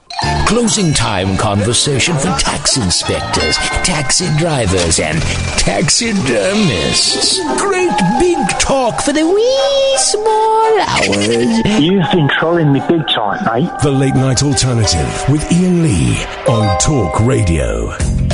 At midnight, we got Jessie C. Boyd, star of Day 5, which is one of my favourite shows. We're banging on about it for ages. And it's coming to, like, British TV, apparently. So we're going to talk to him in a bit. Don't eat on the... You're doing this to wind me up. I'm not doing anything, man. Just don't eat on the microphone, because we've got a very special caller now. We're going to go to a place very dear to my heart, Langley, and speak to Dion. Good evening, Dion. Good evening, Ian and Ian. Thank you, Dion. Well, if you're going to be testing products, I'm about to order a sandbar. We're not testing sandbar? Yeah, I've never had one before, you know. What is it? We use on your TV. It's an amplifier. Oh, a sound bar. You said sandbar. All right, sorry, sandbar. A sound bar. Oh, I'm looking at getting... Now we're talking gadgets. I'm digging this. Yeah, I'm looking at getting a sound bar. Because this is the problem. With the flat screen TVs, right, you can get them big and you can get them cheap, and they can lift them up. but because they're so thin, they've got poxy speakers in. They've got crappy little speakers. So you need a soundbar and a super woofer to really blast it out. That's what I'm about to order. I'm not going to go mad and get something at a few £100. I've seen a good one. Yeah. And it's, £60. Right, hang on a minute. A soundbar for £60 does not sound to me like it's going to be any good. No, it's got terrific write-ups. It's 150 watts. It's Bluetooth, got a remote. It's Bluetooth and it's £60. Yeah. You can get them as low as 15. I bet they're... Yes, Ian, go on. Yeah. So I went... That's brilliant. Right, okay. Great contribution, mate. Great contribution there. All right, because... No, not you, him. Go on. So you're going to get one for £60. All right, well, I suspect it won't be very good. For a sound, if you're going to buy cheap, buy twice. Well, it wasn't the cheapest and it wasn't the most expensive. It was sort of in between. Well, it's not, because they normally cost like £150. They used to. My TV, when I bought it, when they first came out, were about $5,000. I got mine for $400. Well, that's... It's a smart TV. Okay. Well, yeah, mine's pretty tasty as well. Yeah, it does. Looks well in a pair of brogues and a pair of trousers. What? But... No, I mean, its prices have come down a lot. Yeah. Oh, yeah. Well, that's it's got good reviews on it. Technology, isn't it? It's technology. Like, you can get a video recorder now for pennies, and they were like £750 when they first came out. I thought you had them free with a bag of crisps now. I don't think anyone wants No, you can find them on the thing. I've totally lost my train of thought. Right, Dion. So what did you call in about? That's what I was calling about. If you're going to start testing products, I thought one of you might know a bit about soundbars. Okay. Have you put the heating up in here? Because it's very, very hot in here all of a sudden. Have you put the heating up? Have you? I'll be furious if you have, because it's one of the things I like the studio cold. Let me have a little look. I like the studio cold. I've not done it, man. I've not touched it. Really? All right. Well, there's something not quite right about this temperature. Bit of a disappointing show to go out on, I think. Tonight's show, Dion. A little bit disappointing, a little bit flat. Here's the thing: it takes a while to. You can't manufacture on-air rapport, and I think tonight's show has evidenced that, hasn't it? You got another hour? Yeah. Not bad. It's, okay, well, I don't... Okay, well, at midnight, we've got a guest coming on from Los Angeles, California. Right. And I will drive that interview. And that's going to be a lot of fun. Have you seen the television series Day 5? I haven't, no. I heard you mention it. Mate, go and see it. There's like Is it a comedy? No, mate. Well, I don't know, unless you find the complete annihilation of the human race funny. Please. Well, it depends what I've had. Okay. All right, Dion. That's okay. Thanks. Okay. Roger's on the line. Thanks for the call, Dion. Roger. Very good evening, Ian and Ian. Roger's the man who can self-fillet. I never admitted to that. Yes, you did, mate. And also, to big up yourself. Big in yourself. It was a long time ago. Okay. Well, I've come to talk about something manly, I suppose. Yeah. I'm going to talk about pussy. Oh, for God's sake. Because she's sat next to me right now. Can I just say, first of all, you're breathing too heavily into the phone, so that's weird.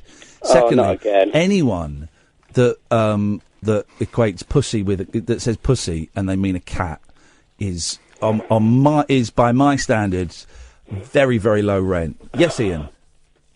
That's brilliant. It's brilliant. It's not, mate. Come on. It's a lazy Mrs. Slocum's pussy. She was talking about her vagina. I'm only trying to fit in. We get it. Just say cat, because it's stupid. Say it again, mate. Say a pussy. Oh dear, you set him off.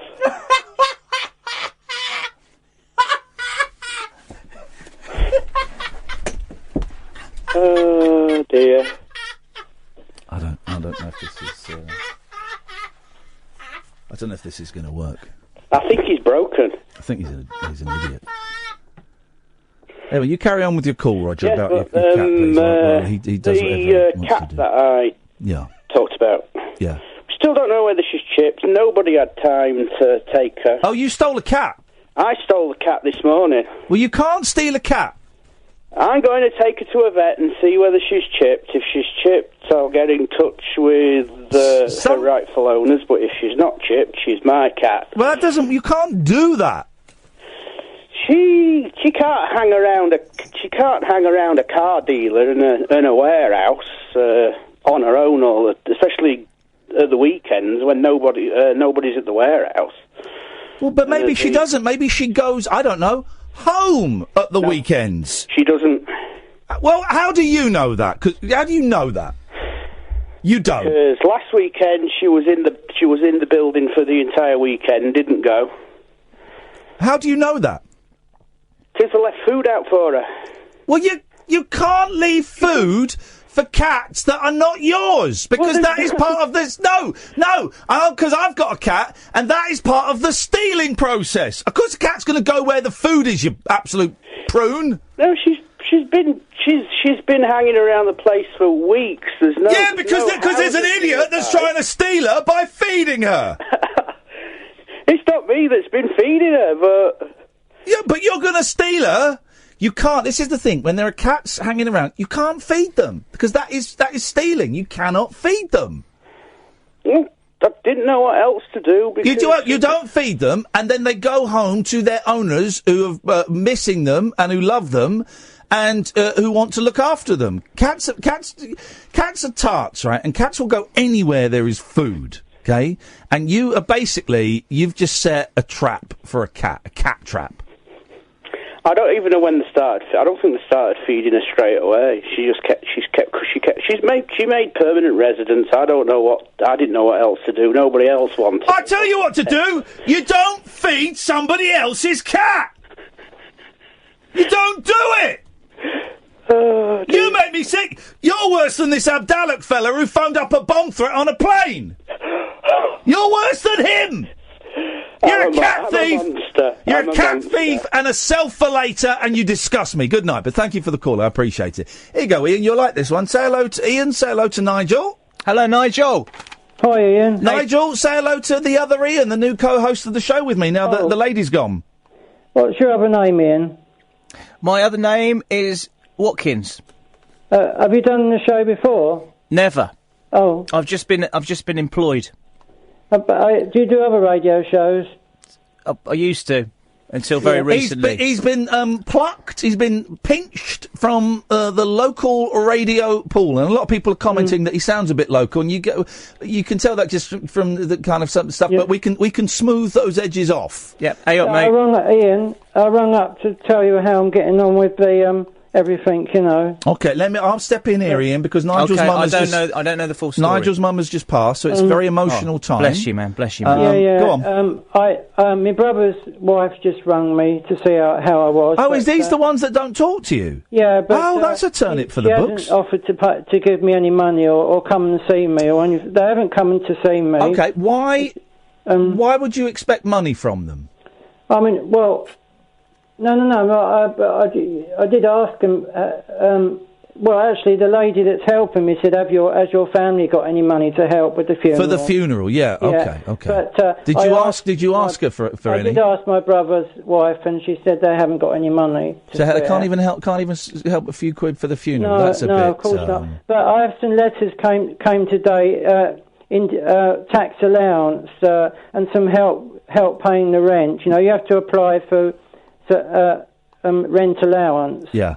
So the lady that's coming on Tuesday, the district warden, the warden for the looks after people, you know, in the council houses. Yeah. And she's going to help me fill the forms up to apply to help pay the rent. Okay.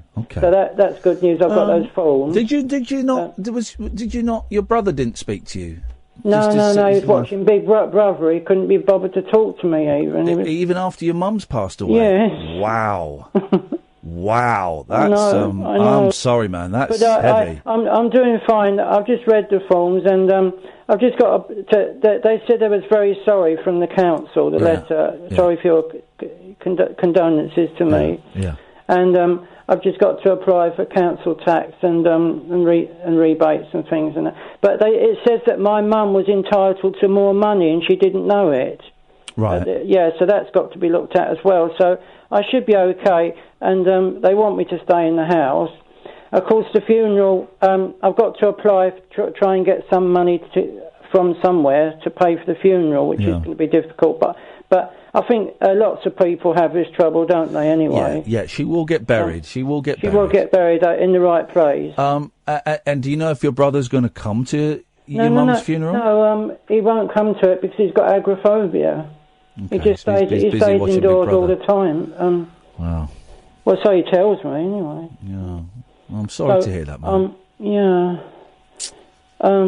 It's a bit, because of the neighbours, it's a bit late to do a song indoors. It is, and we're running out of time a bit, and we've got a guest on at just after midnight. I only done one the day before yesterday, didn't I? That was I Missed You. That's a great song. That's a lovely little tune. Are you going to put that up onto YouTube? I won't be able to, Nigel, but not every time. No, well, I don't have the facilities to do that. But the other thing is still on my Facebook. The other video you did in the studio. Okay, great. The one that went viral on Twitter. Yep. Good. So I had 5,000 views in a few days. Here we go. If only those views were £10 notes, everything would be all right. But I done okay though, didn't I? You did very, very well.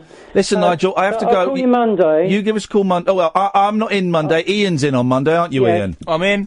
Ian will be in. It's going to be. I'll do a song on Monday or Tuesday. No worries. Of course you can. You do a song with Ian on Monday. Well, you can't do it. You don't want me to do one tonight. We haven't got time tonight, I'm afraid, Nigel. No, but you take care, man. Have a great weekend. I enjoy talking to you, Ian. I've got nobody to talk to here. Nobody to talk to. I know, man. I know. I'm so lonely. Listen. Don't forget, you can call the Samaritans at any point. 116 123. I know, but they're free. They're free. They leave you like it, isn't it? Yeah, but 116 123. The Samaritans are great. They do a lot of great work. I've called them before. Yeah. You can chat to them for as long as you want. You can sing to them if you want. I've got plenty of things to do with me cooking and washing and stuff. Right, and my laptop. It's okay. I've got lots to do. All right, Nigel. It's just the fact that I'm fed up that my brother can't be bothered to come and sing me. That sounds a bit crappy. All right, man. Listen, I need to go because I'm late for the news. Take care, fella. Have a nice weekend, You Ian. too, man. See you later on. Bye-bye. Thank you. Bye-bye. There we go. 03444991000. This is Talk Radio. Across the UK, online and on DAB. Get an earful of unusual nocturnal emissions with radio's Lord of Misrule, Ian Lee. No relation, thank God. Unfiltered Night Talk with the original king of unconventional conversation. The Late Night Alternative with Ian Lee on Talk Radio. Last hour of the show, 03444991000. The other Ian's gone out for a pee, which is great because he's actually getting on my nerves. We'll have a little chat off there. We can sort this out, I'm sure. Now, do you remember, well, it feels like ages ago. I don't even remember when.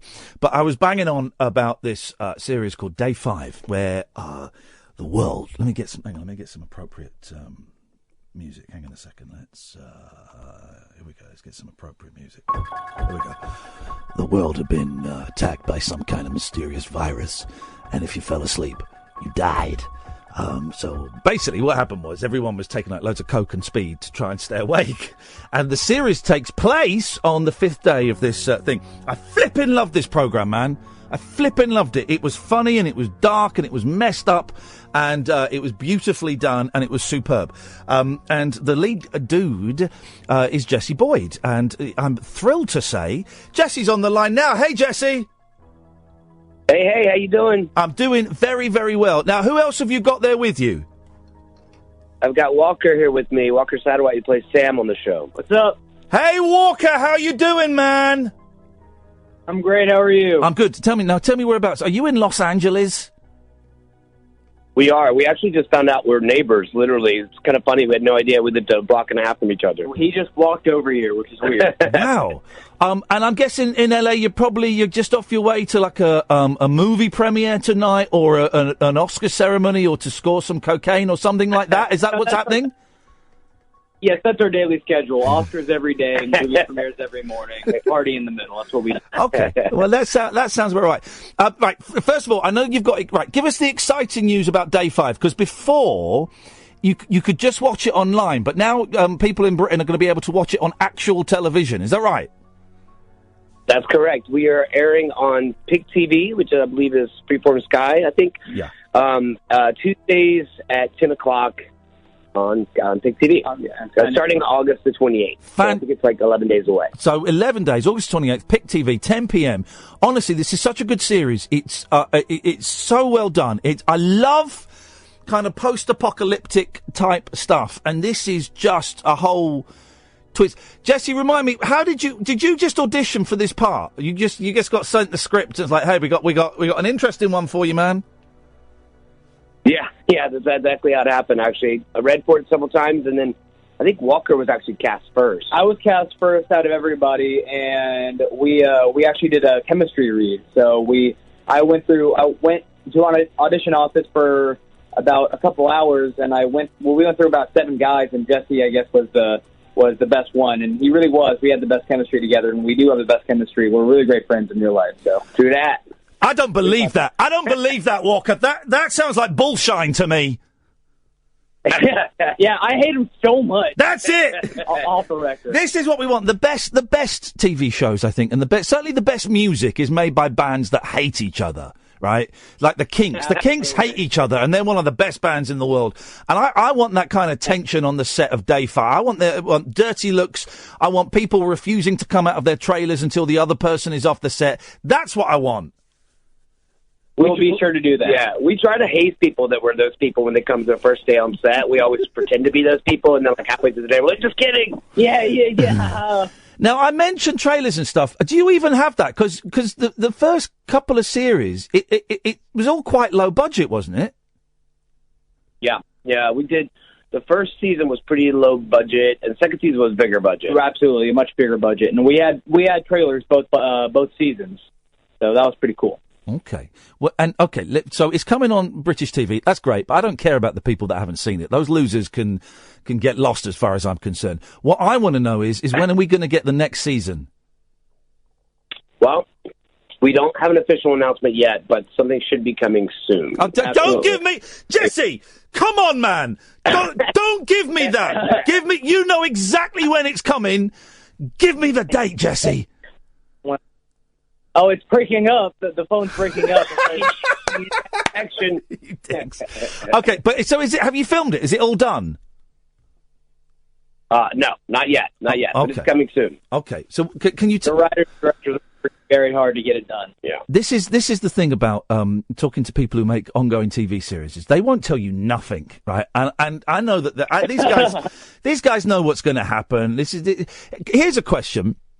I was obsessed with Lost, right? And I made a few TV programs about it in the UK. I flew over to Hawaii. I interviewed the cast, and Lost was brilliant. And then in the last 20 minutes of the last episode, they totally let us down. And it was the whole people are mad about that. The whole 6 years of Lost was a wasted journey. Is Day 5 going to do that? Walker's mom is in the room with us right now, and she's just nodding in agreement with everything you're saying. It's really funny. Mrs. Walker's mum, were you let down by Lost? Wasn't it a disappointing ending?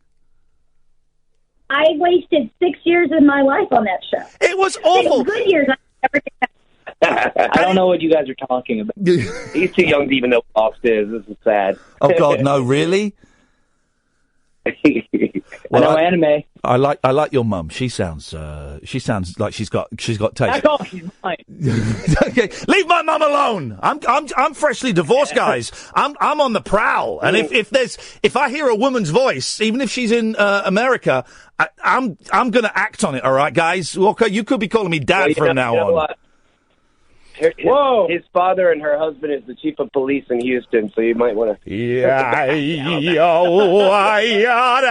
In that case, it's very nice to meet you, sir, and I hope you have a lovely day.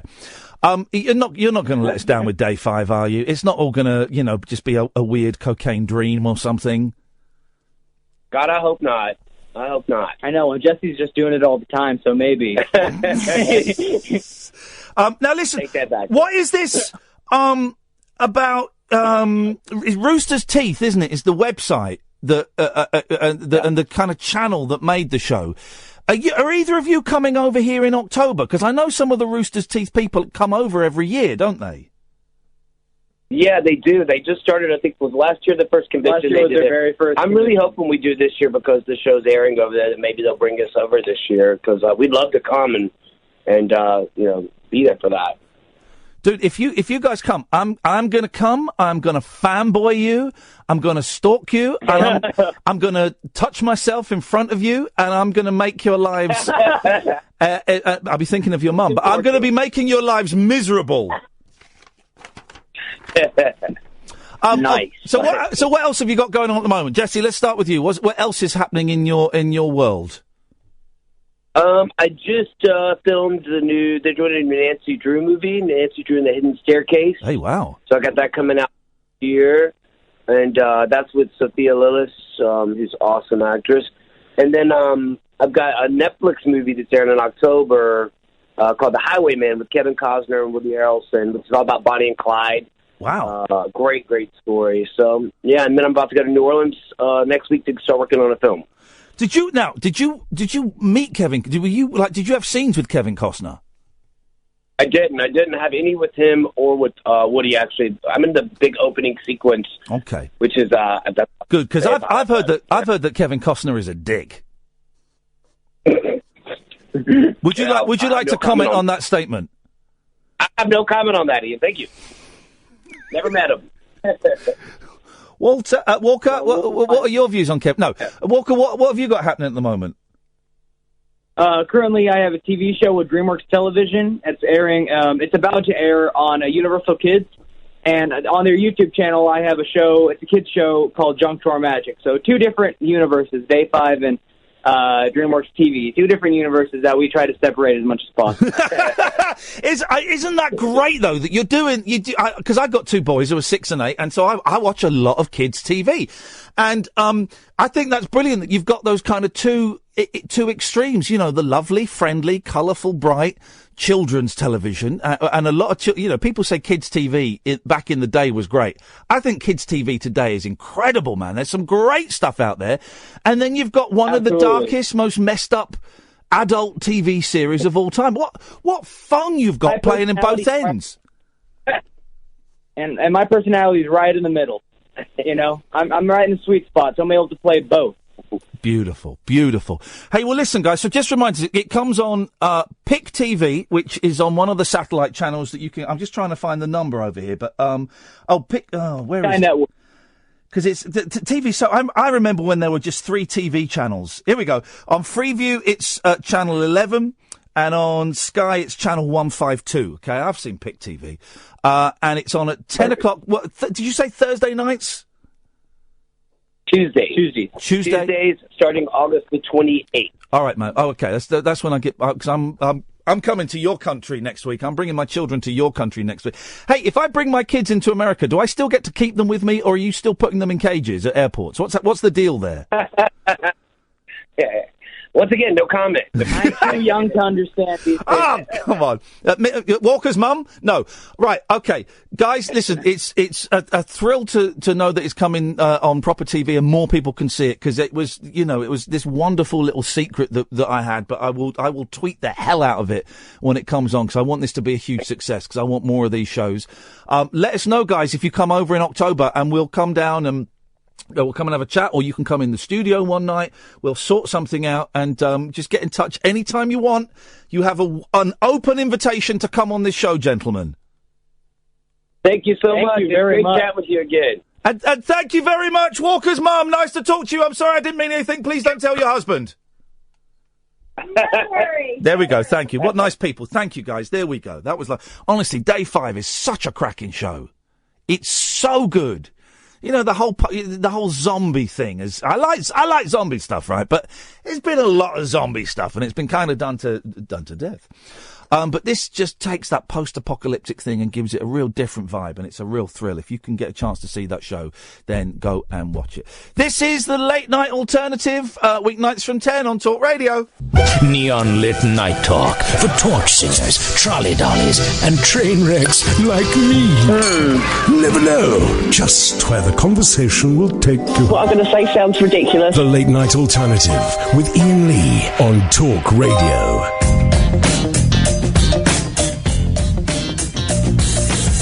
It just seems unprofessional that if I'm doing an interview and you're co-hosting the show... You told me... You don't come in then for the I interview. had to step back.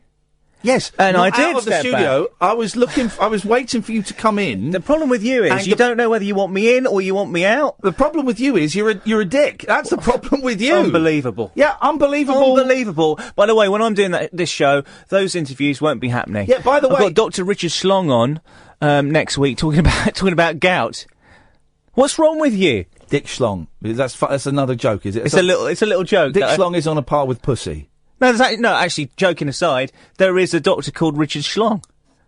He's got a practice in Stanmore, London. I know where Stanmore is. Well, but other people don't. Stop being so London-centric. Stop being... Yeah. Stanmore's in London, North London, by the way. It says here Sam Michael. Hello. Is your name Sam Michael? That is, yes, Sam Michael, yeah, 2 first names. But 2 first names as a first name? Sammy's got a big issue with names. You've just heard him talk about my doctor. Well, yeah, I mean, it's just first name Sam, last name Michael. It's one of those. Well, hang on. Why would you tell us your last name? Surely your last name should be Michaels with an S. Well, it would sound better, but no, unfortunately not. But why do I know your? I don't need to know your last name. Well, no, you don't need to. I just thought I'd, the lady asked my name. I thought I'd give it fully. Yeah, give it both barrels. Yeah, why not? Shoot with both barrels. Okay, no, fair play. I can respect that. All right. So what have you got for us? Well, I was really enjoying your chat about television, actually. I thought that was really good. Thank you. But what I've wondered is, obviously, there's so much on-demand television these days. Yeah. Do you think that's affected the weird and wonderful late-night television that you used to get? So, of course, you used to present the flip side television. And I did also, it a few I know. times. Yeah. Yeah, then earlier on, I saw you obviously got a tweet from, congratulations tweet from Danny Baker, who also used to have a great late night show, if I remember rightly, that used to run all the way through the night. That was Danny Kelly. That was that Under the Moon? Ian, I'm looking to you. Oh, sorry, eye contact, mate. Oh, you want me now, do you? No. Was that I think that was Danny Kelly, who's a mate of Danny Baker's. Yeah, it was him. And it was Under the Moon, and it was supposed to run for about an hour and a half, but if they were having a good show, they'd go on all night, yeah. That was the sort of thing that I kind of miss. I mean, you go on channels now, you get news all night, or you get some sort of live casino. But I used to like the way that television that used to be taken a lot more seriously, because like you said, there was at one point only 3 channels, and then it went up to 5 terrestrial channels. Bad enough. Just stop me. And then let me talk to Sam Michaels. He's making a good point. Ian, do you mind? He's making a good Which point. Ian are you talking to? I'm talking to Ian. Thank you. That's good. Right. Thank you. See? Yeah. Thank you. Thank you. Right. All right. Just let him speak then. Okay. Fine. Well, then shut your face, and I will let him speak because he's making an interesting point. I'll shut your face in a minute. Oh, steady. It's all getting out there, Ian. It's all good. I'm going to talk to Ian now. All right, Ian. Which one, man? Ian.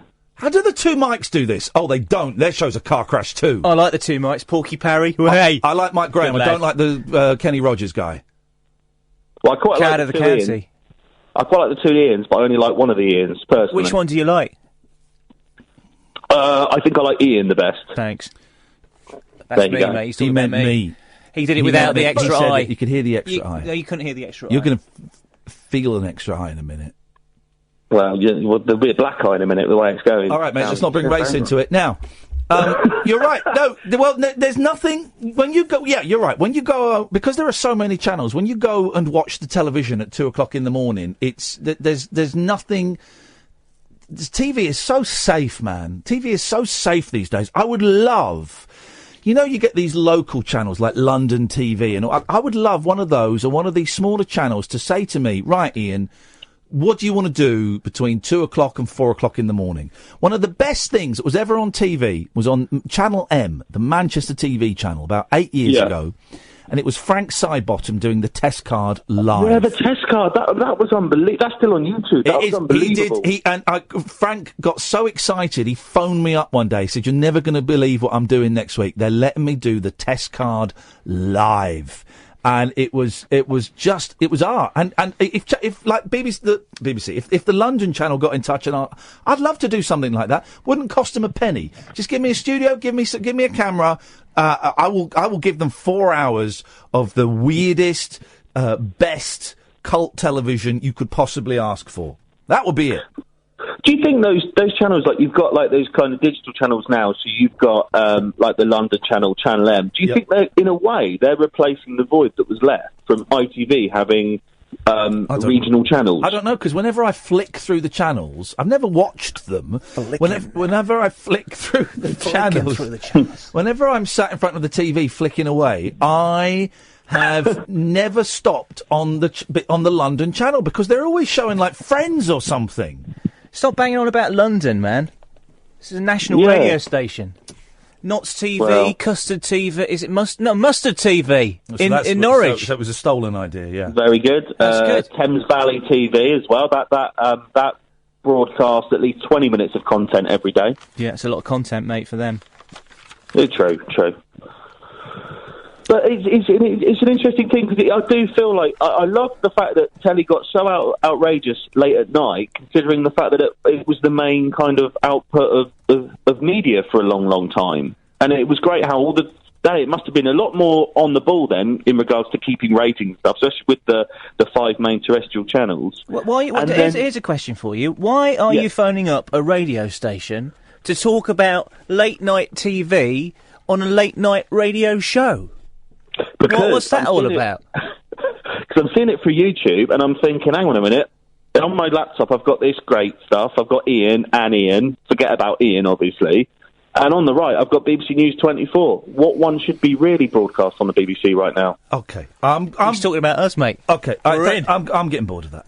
But thanks for the call. I really appreciate it. Good evening, David. Hi, Ian. How you doing? I'm doing very well, thank you, David. What would you like to say tonight? Hello? Ian, I'm really sorry. I've forgotten what I called up for. I'm really sorry. Do you want to talk about shaggable lawnmowers? Stop saying that word. No, I don't. I had a point I've completely forgotten. I'm sorry. We can wait. We're in no rush. You're the only caller we've got. It's Martin Counter at 1. We can wait. I do. I don't know if it's a night to share this kind of stuff or not. Well, yes, I don't know what you want to share, so we'll find out. Okay, what it is. You know, you talk about sometimes, like, you're in a bad place, and then you get into a good place again, but then the people send you straight back into a bad place. Yeah. Yeah, I had kind of that tonight. What happened, I'm fine now. What happened? Well, basically, I had a bad day. Yeah. And then I sorted things out with my girlfriend and stuff, and everything was good, and I was doing good deeds, you know, I was smiling at people on the street. I was just on top of the world. Yeah. And then I was in Oxford Street, Piccadilly Circus. Yeah. She got the bus home. I walked, and this guy, I didn't know, but I thought somebody was tripping me up, like just clipping my ankle. But I was listening to you at the time, bizarrely, on my phone, on my speakers. And then obviously I turned around, and this guy started threatening me, threatening to do all sorts of stuff to me and everything. I was like, whoa. Wow. Yeah. I was like, well, what's going on? I don't know you. And he threatened to do a lot of stuff to me. And I don't think he had the means to do what he was threatening to do to me. That's not nice to hear. No, it wasn't. And then luckily these guys who were doing the guys that do the bins.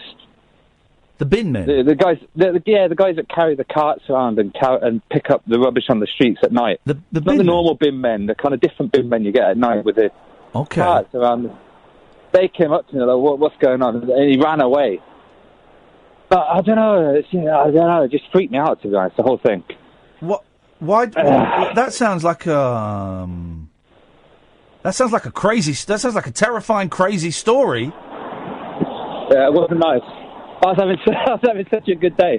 Well, but But you sound like you've managed to get past it. Are you okay now, brother? I'm out. I got the tube home and I'm home. And then I thought, do I need to tell the police about it because is he going to do it to another person? And then they said no. I said to the Bing guys, they said, listen, we get it every night here. Don't worry about it. And I was like, okay. Late night in central London, is... Piccadilly Circus. I'm talking central London, not central. Anywhere like shady, like really. Well, no, but Piccadilly everywhere. But Piccadilly Circus, you still get assholes in Piccadilly Circus. You still get, any city late at night, you've got to be careful because there are weirdos about, there are nut jobs about, there are druggies about. There's all kinds of stuff, man. You've got to have your wits about you. I can understand totally why that was upsetting. Yeah, and I did nothing. I wasn't even looking at the guy. Honestly, I took out my headphones. He said, "What?" I said, "I'm listening to the radio." And he's like, "You're not." Anyway, the other thing. Oh, I remember why I wanted to call you. Yeah. No, sorry, it wasn't that. It made me think. A warning. Something happened to a friend of mine in the same place at Piccadilly Circus. This is what got me thinking. I spoke to you last night. The guys that walk around Piccadilly Circus are trying to sell you drugs. And they do it all the time, right? Yeah. Everybody knows these people, right? They are dangerous people. I don't condone drugs or anything. I'm not saying that. But if you're ever going to buy drugs, don't go near these guys. Oh, no. They're not even selling drugs. They'll rip you off. But people don't know that. Young guys, 18, 19-year-olds, come out of clubs. They want a bit of coke. They think it's cool with their girlfriends and that. I'm not condoning anything, but don't go near these guys because they will rip you off. They'll beat you up. They'll do all sorts of stuff. Okay. And I just want to warn the public. Okay. Well, David, that warning is taken on board. But it's like a vigilante. A bit like Charles Bronson. Just want to say hello to Neil Veglio, who's listening to the show and enjoying the show. Thank you, Neil, for your continued support. That is great. What did you say? Charles Bronson, one of the good guys. What, the man in prison? No. You think you're saying he's one of the good guys? No, the guy from the Magnificent Seven. And he was also in The Great Escape as well. And, why are you even telling me this? And the Death Wish movies. This week's Borderline Boiler is Cher. Recently seen in Mamma Mia. What's wrong? What's a borderline boiler? It's a bird, right, who's losing it a little bit, but still, you might give her one. Get out of the studio. Can you turn his microphone off, please? What? Turn his microphone off. Get out of the studio. That is sexist, misogynistic crap. We're not having that. I'm not even joking now. Pick up your phone. Your microphone's off. Pick up. I'm not doing a thing. They said I'm not doing a thing. They wanted blokey radio. No, not misogyny. You've given me lip all night. Just get out of the studio. Not misogyny. She's not a borderline boiler. She's actually still very fit. So, and I would. It's not even a borderline. It's not even a hesitation. It's a definite. So, I'm not having your sexist bullshit. Excuse my language. I'm not having your sexist bullshit on my show. Get out. You can get stuffed. In fact, just play the trail, John. The wild man of late night radio. The Late Night Alternative with Ian Lee on Talk Radio. We have ways of making you talk.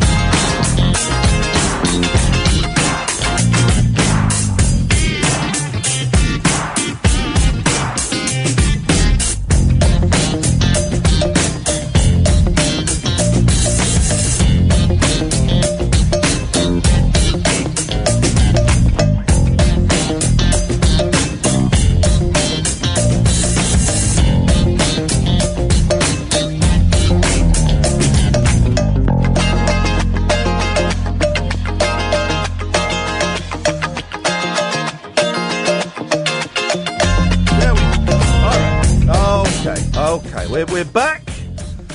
We are back. We are back in the New York groove. 0344 499 1000 is the telephone number.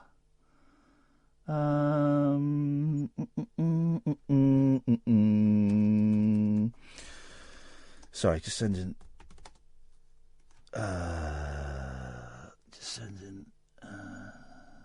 an email to the boss. Fine. Last 30 minutes of the show, take calls straight to air. You sit back and relax, Hayley. We'll take calls straight to air because there's a strange vibe, dark vibe in the studio. Let's try and reject the light and reject the darkness and embrace the light. I'm here until 1 o'clock, and then Martin Kellner will be on, who will be doing their professional show, a decent show, a good show. He's a good man. He's a strong man, he's a firm man, he's a powerful man, he's a verbose man, and he will be doing the show through the night, as he will the night after. So 03. Look, come on, guys, let's have some fun. Let's have a little bit of fun. Let's lighten the mood. Let's have a bit of fun. It's got a little bit heavy, a little bit of dark, a little bit of dark energy. So let's have some fun. Let's lighten the mood. 0344, get him out of the building, please. 0344 499 1000 is the telephone number. Late Night Alternative is the Skype. We're going to take calls straight to air. Don't swear. Don't be libelous. There is a 7-second delay. So if you say anything rude, it will not get out. Right? So we're going to sit here and we are going to wait. Let's play some waiting music as we wait for the calls to come rolling in.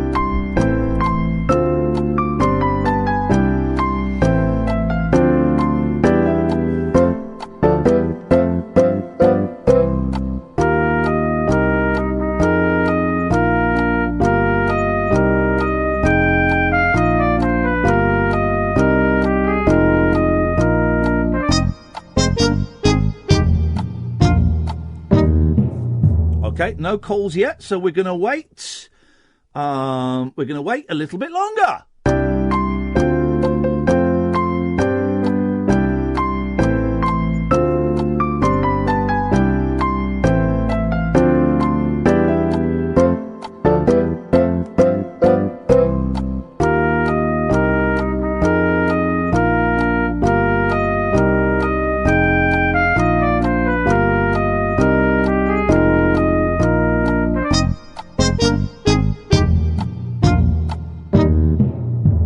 No calls yet, so we're going to 0344 499 1000. Call straight to air. We'll not be accepting withheld numbers. So Sam, put your phone down. So we just wait. We'll keep waiting. Should have got a longer bit of music, maybe.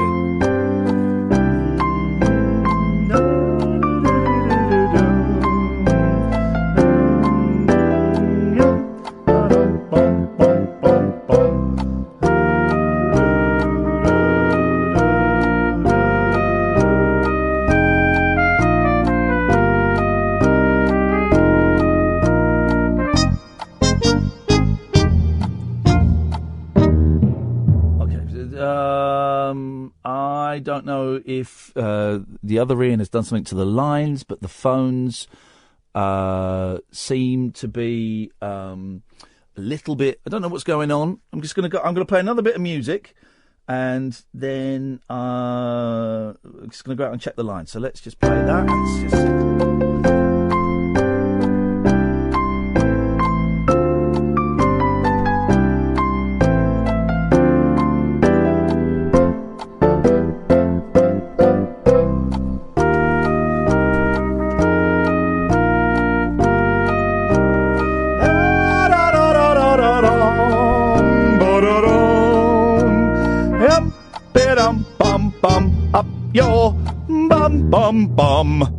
Okay, there's no phone calls.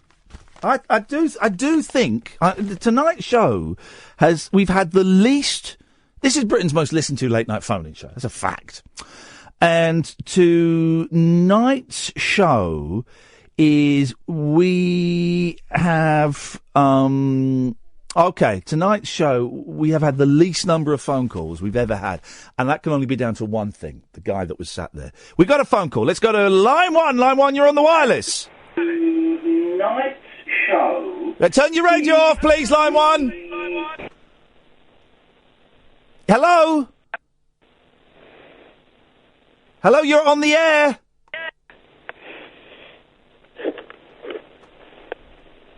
Okay, thanks for calling. Let's go to line two. Hello, line two. Hello, Ian. Hello, line 2. Nigel. It's Nigel. Hello, Nigel. I rang up to tell you some good news. Yeah, go on. Those letters, I've just had another look at those letters, and they're tax allowed. They're help to get the rent paid, tax allowance. Yep.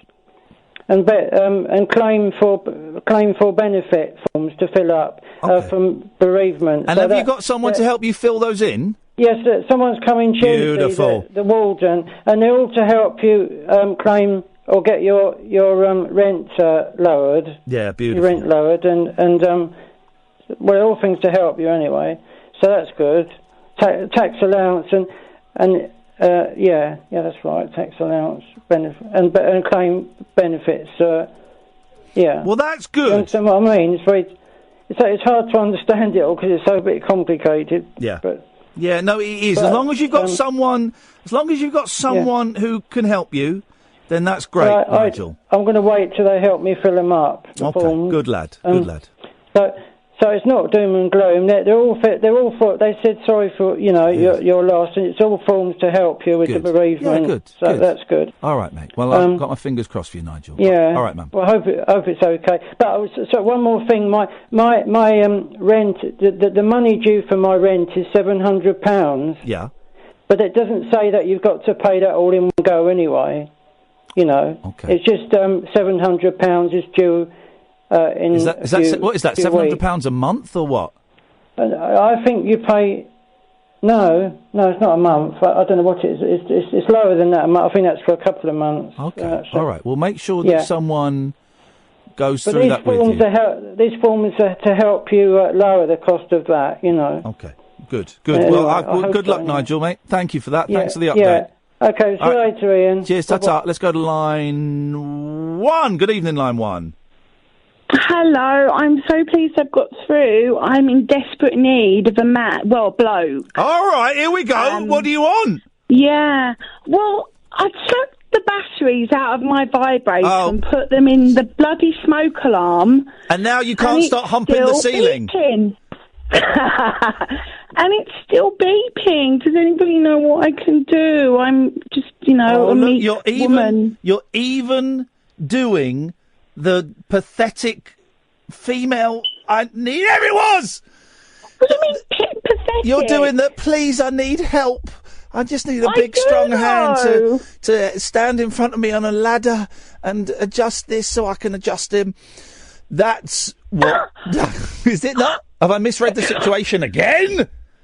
Yes, you've misread the situation. Oh, God, I'm sorry. Well, let me just pull my trousers up while I stand on this ladder then. My trousers must have fallen down while I was stood on a ladder. Imagine.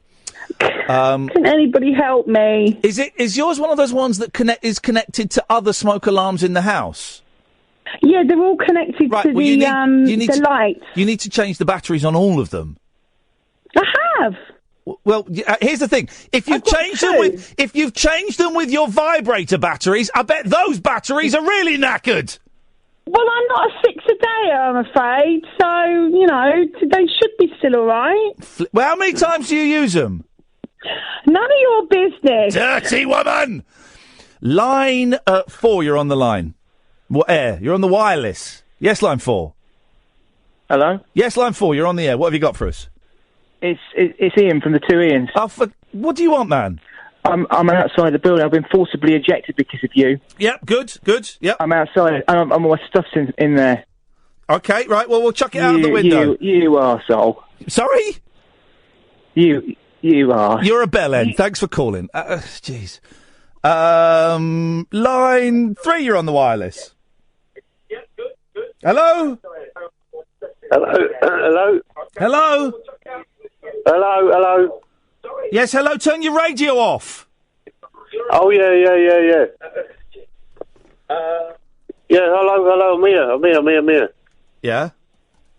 Hello? Yes? Yeah. Get the other Ian back on, he's good, man. Get stuffed, you're an idiot. You're an idiot. You're an idiot. He's not coming back on, and you're an idiot. Play the adverts, please, John. Idiots. Unmissable late night radio with the original king of unconventional conversation. Make contact with Ian Lee. The Late Night Alternative with Ian Lee on Talk Radio.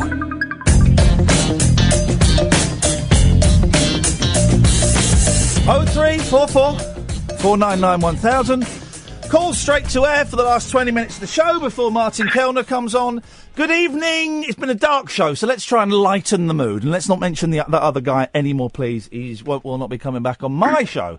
Good evening, line 1. You're on the wireless. Ian. Yes.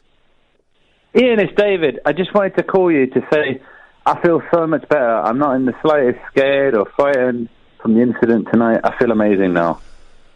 Are you high on drugs? No. You sound high. You sound like you're whacked up to your eyeballs. No, I feel good. Okay, well, I feel good. I had a bad experience tonight. I spoke to you, and now I feel great. So I'm trying to lighten the mood. Okay, all right then. I feel safe. I feel amazing. Okay. Well, good. I'm glad. That's great news. Weirdo.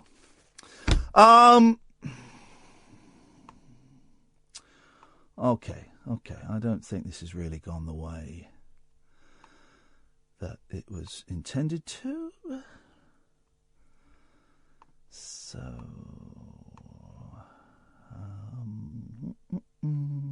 okay. I'm a big guy. And I can't stop saying and. Like I say it like Ringo Starr. And we listen to Ringo Starr. And I'm a big guy.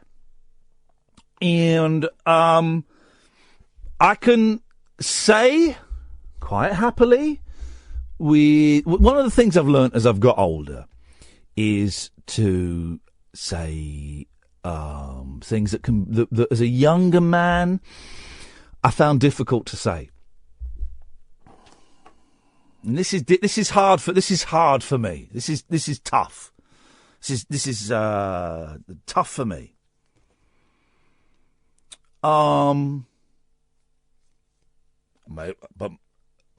But maybe I was wrong.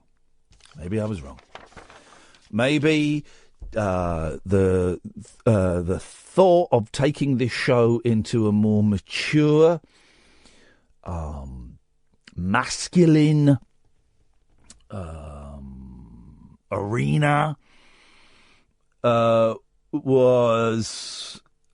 seemed like a good idea at the time. And have you got Thingy Bob? Have you got her number in the system? Do it. Dial it. One of the things, Kenny Rogers said, know when to hold 'em, know when to fold 'em, know when to walk away and know when to run. Well, I'm not running because I'm not a pussy like Kenny Rogers was, but I'm folding. And why F with the formula? Why F? You don't F with the formula, okay? This is Britain's most listened to late night radio show, okay? And if you start effing with the formula, then maybe it stops being that. You know, the vibe tonight took on a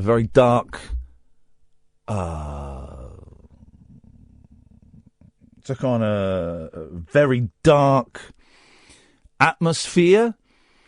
I think primarily because the guy that we got in wasn't actually that good. I think it could work with two blokes. But I don't want that idiot in my studio with me anymore. He'll have to talk to Denny Morris, the boss of this station, about money and all that. I could not give an SH1T. So he has to deal with that. So, as I've got older, I have found that sometimes just discomfort over resentment, and I've got a lot of resentful feelings towards the lady that used to work here. And because a lot of her attitudes were inappropriate, were offensive, she would give massages to men and women here, whether they wanted it or not. would stand very, very close, would, like invade body spaces and kissed a female colleague on the lips just saying hello. But more importantly, I think that on this show, the biggest crime for me is that I think she was shit. And that to me is the biggest crime. It's the other stuff to one side. But getting a lot of tweets from people that seem to enjoy her complete ineptitude. So, what I'm building up to saying is, and she's on the line now, is that Kathy? Mm. Sorry, have we disturbed you? Yeah, new phone. Who is this? This is Ian. This is Ian Lee on Talk Radio. You're live on the air. What's your language? Is that Kathy? Are you paying me? Sorry? I mean, do I have to watch my language if you're not paying me? Oh, listen, you've been listening to the Neil Veglio school of how women achieve success in broadcasting. Who? Okay. So, what I would like to say is, I would be very happy to accept your apology and to have you fill in for me next week and come back and be my sidekick when I come back. I would be happy to do that. All you've got to do is say sorry and we move on. So I take it things didn't work out with Thingy. He was absolutely awful. It was a nightmare. It was just it was really horrible, misogynistic. It was filth. It was really offensive. Gosh. He had this thing called something like Almost a Boiler, where he said, "Oh, sure, she's almost a boiler, but I'd give her one." That was like a feature on the show. It was horrible. You'd definitely give her one, wouldn't you? It was terrible.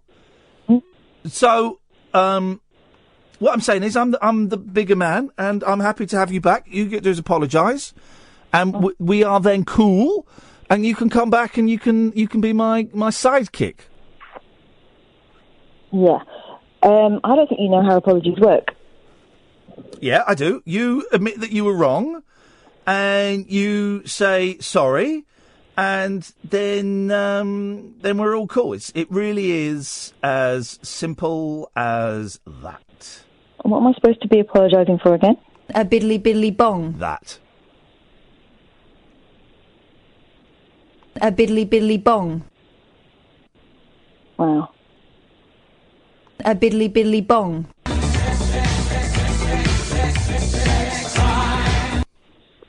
A biddly biddly bong.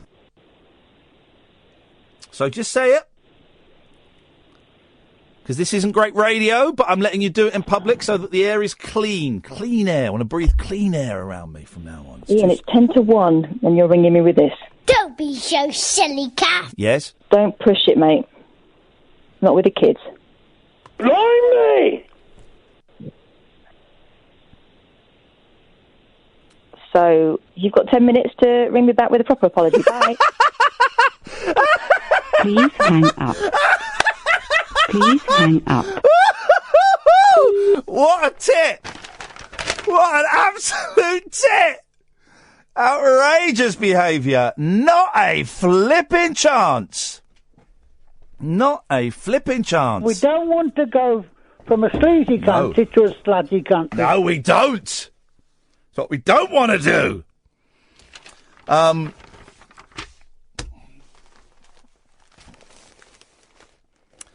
got something. Hang on. This will be funny. Wait, listen to this. Shh. Hello? Yeah, we ordered a pizza about half an hour ago. Where is it? Please hang up.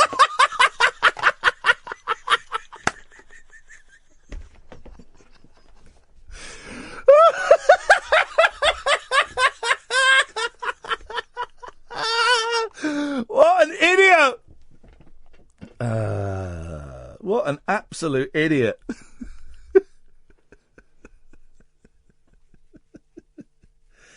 Oh, man. Yeah.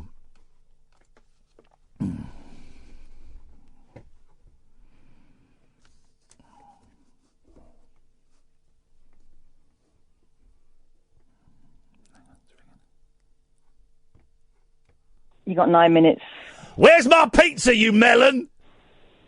Where's my apology? Where's my pizza? We ordered a pizza. Where's my pizza, you absolute tool? I want a pizza, I want an apology, and I want a pay rise.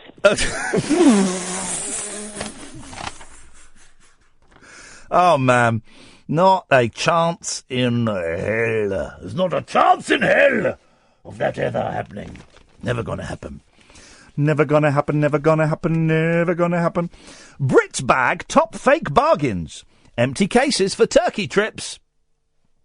But 0344 499 1000, by the way. Call straight to air. Brits are flying out to Turkey with empty suitcases to load up on fake designer gear. Popular resorts such as Marmaid or Ludeniz and Antalya have streets full of high-quality fakes.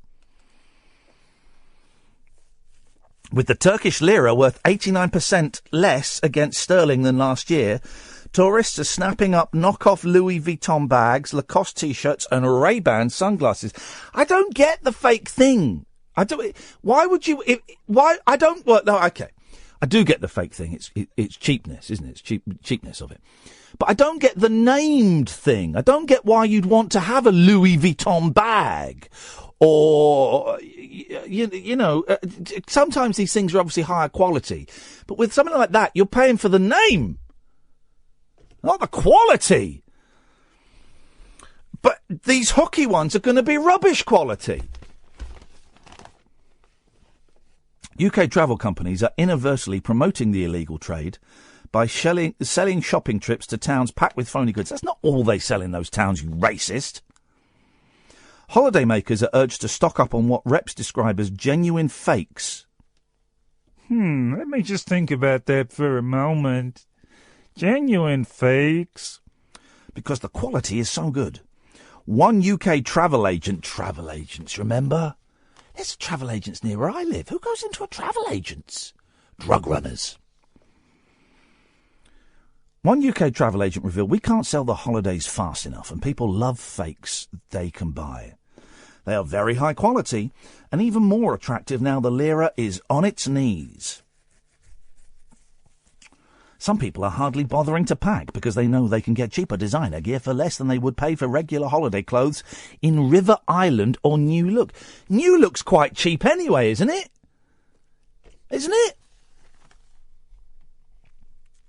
Dodgy rag trade bosses, I haven't heard that phrase for years, in Turkey, knock out millions of pounds of clobber, almost indistinguishable from the real thing for a fraction of the UK price. A favourite destination is upmarket resort Oludeniz, where one road is dubbed Fake Alley. Come in, Martin. Many of the shops are set up like upmarket boutiques with... Yeah, we know what shops look like! And to make it easier for Brits to do their sums, shopkeepers take pounds as well as the Turkish lira. I understand why people buy hooky goods, Martin Kellner, who's on at 1 o'clock. But I don't get why people buy, why they want the word Louis Vuitton on a bag. No, so people, this is fake. I missed the bit there. It's fake Louis Vuitton bag. Fake Louis Vuitton bag. So I don't know why you'd want...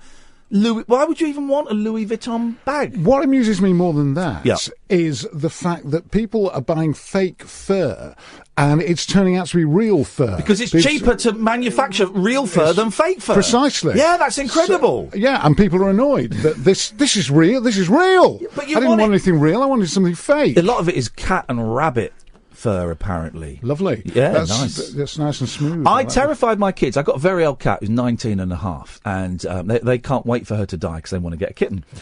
And I terrified them because I'm genuinely thinking of getting her stuffed when she dies. Oh, yeah, that's and spooky. having her sat on the edge of the sofa all curled up. I think that would be lovely. Lovely's not the word that immediately comes to mind for that. I did it with my mum. We did it with my mum. That's fine. You'll sit her in a seat by the telly. Anyway, before we do this, I've just got to do something. Could you just bear with me? I do this, and then we'll find out what's on your show at 1 o'clock. I'm excited. It's been a weird old vibe tonight, and I just need to write. A few wrongs. Hello, Catherine. Look, I'm really, really sorry. Will you come back? Will you fill in for me next week? And will you be my sidekick on the show again? Sidekick? Sidekick. Would you be my co-host on the show? Pizza? Will you do it? Because I've got Martin Kellner here who wants to tell us what's happening in his show. So is it a yes or no, Will woman? I get a pizza? Will I get a pizza? I will make sure you get a pizza with a special topping. Dough balls? You can have dough balls. I'm in. You're in? Yeah. All right, thanks. So you'll cover the show next week? Please hang She's up. gone. There we go. And I had my fingers crossed. So kiss that. Martin. Yes, we're talking about the Queen of Soul, obviously, and I've got David Hepworth, who is a guy who did Mojo. Oh, he's a Magazine. brilliant writer, David Hepworth. He is a brilliant My writer. mind was a blank for a second. He's great. He is great. So he's talking to us about the Queen of Soul. We've got Ali Ross, a TV critic, talking about Friends. And are you a fan of Friends? I'm not a fan of Ali Ross. He don't like me. Oh, doesn't he? He don't like me. All right. I've never seen Friends.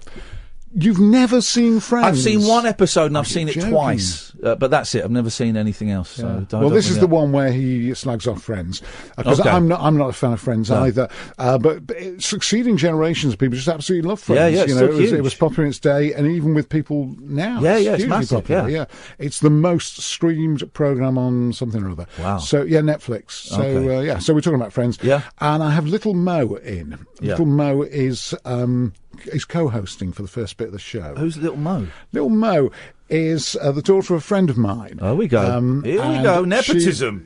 She wants to be an it girl, he says. Yeah. She sort of denies it, sort of thing. Okay. So we'll find out how you go about being an it girl, as opposed to going to university. Yeah. She's 19 and not going to university. Instead good of for that, her. going to be an it girl. All right, that's coming up after the news. Stick around. So you're on tonight and you're on tomorrow night. Have I got Indeed. that right? Okay. Absolutely, spot on. It always confuses Bless me you. as Yeah. to how this Me goddamn too. business It's works. Ridiculous. I just want to go home.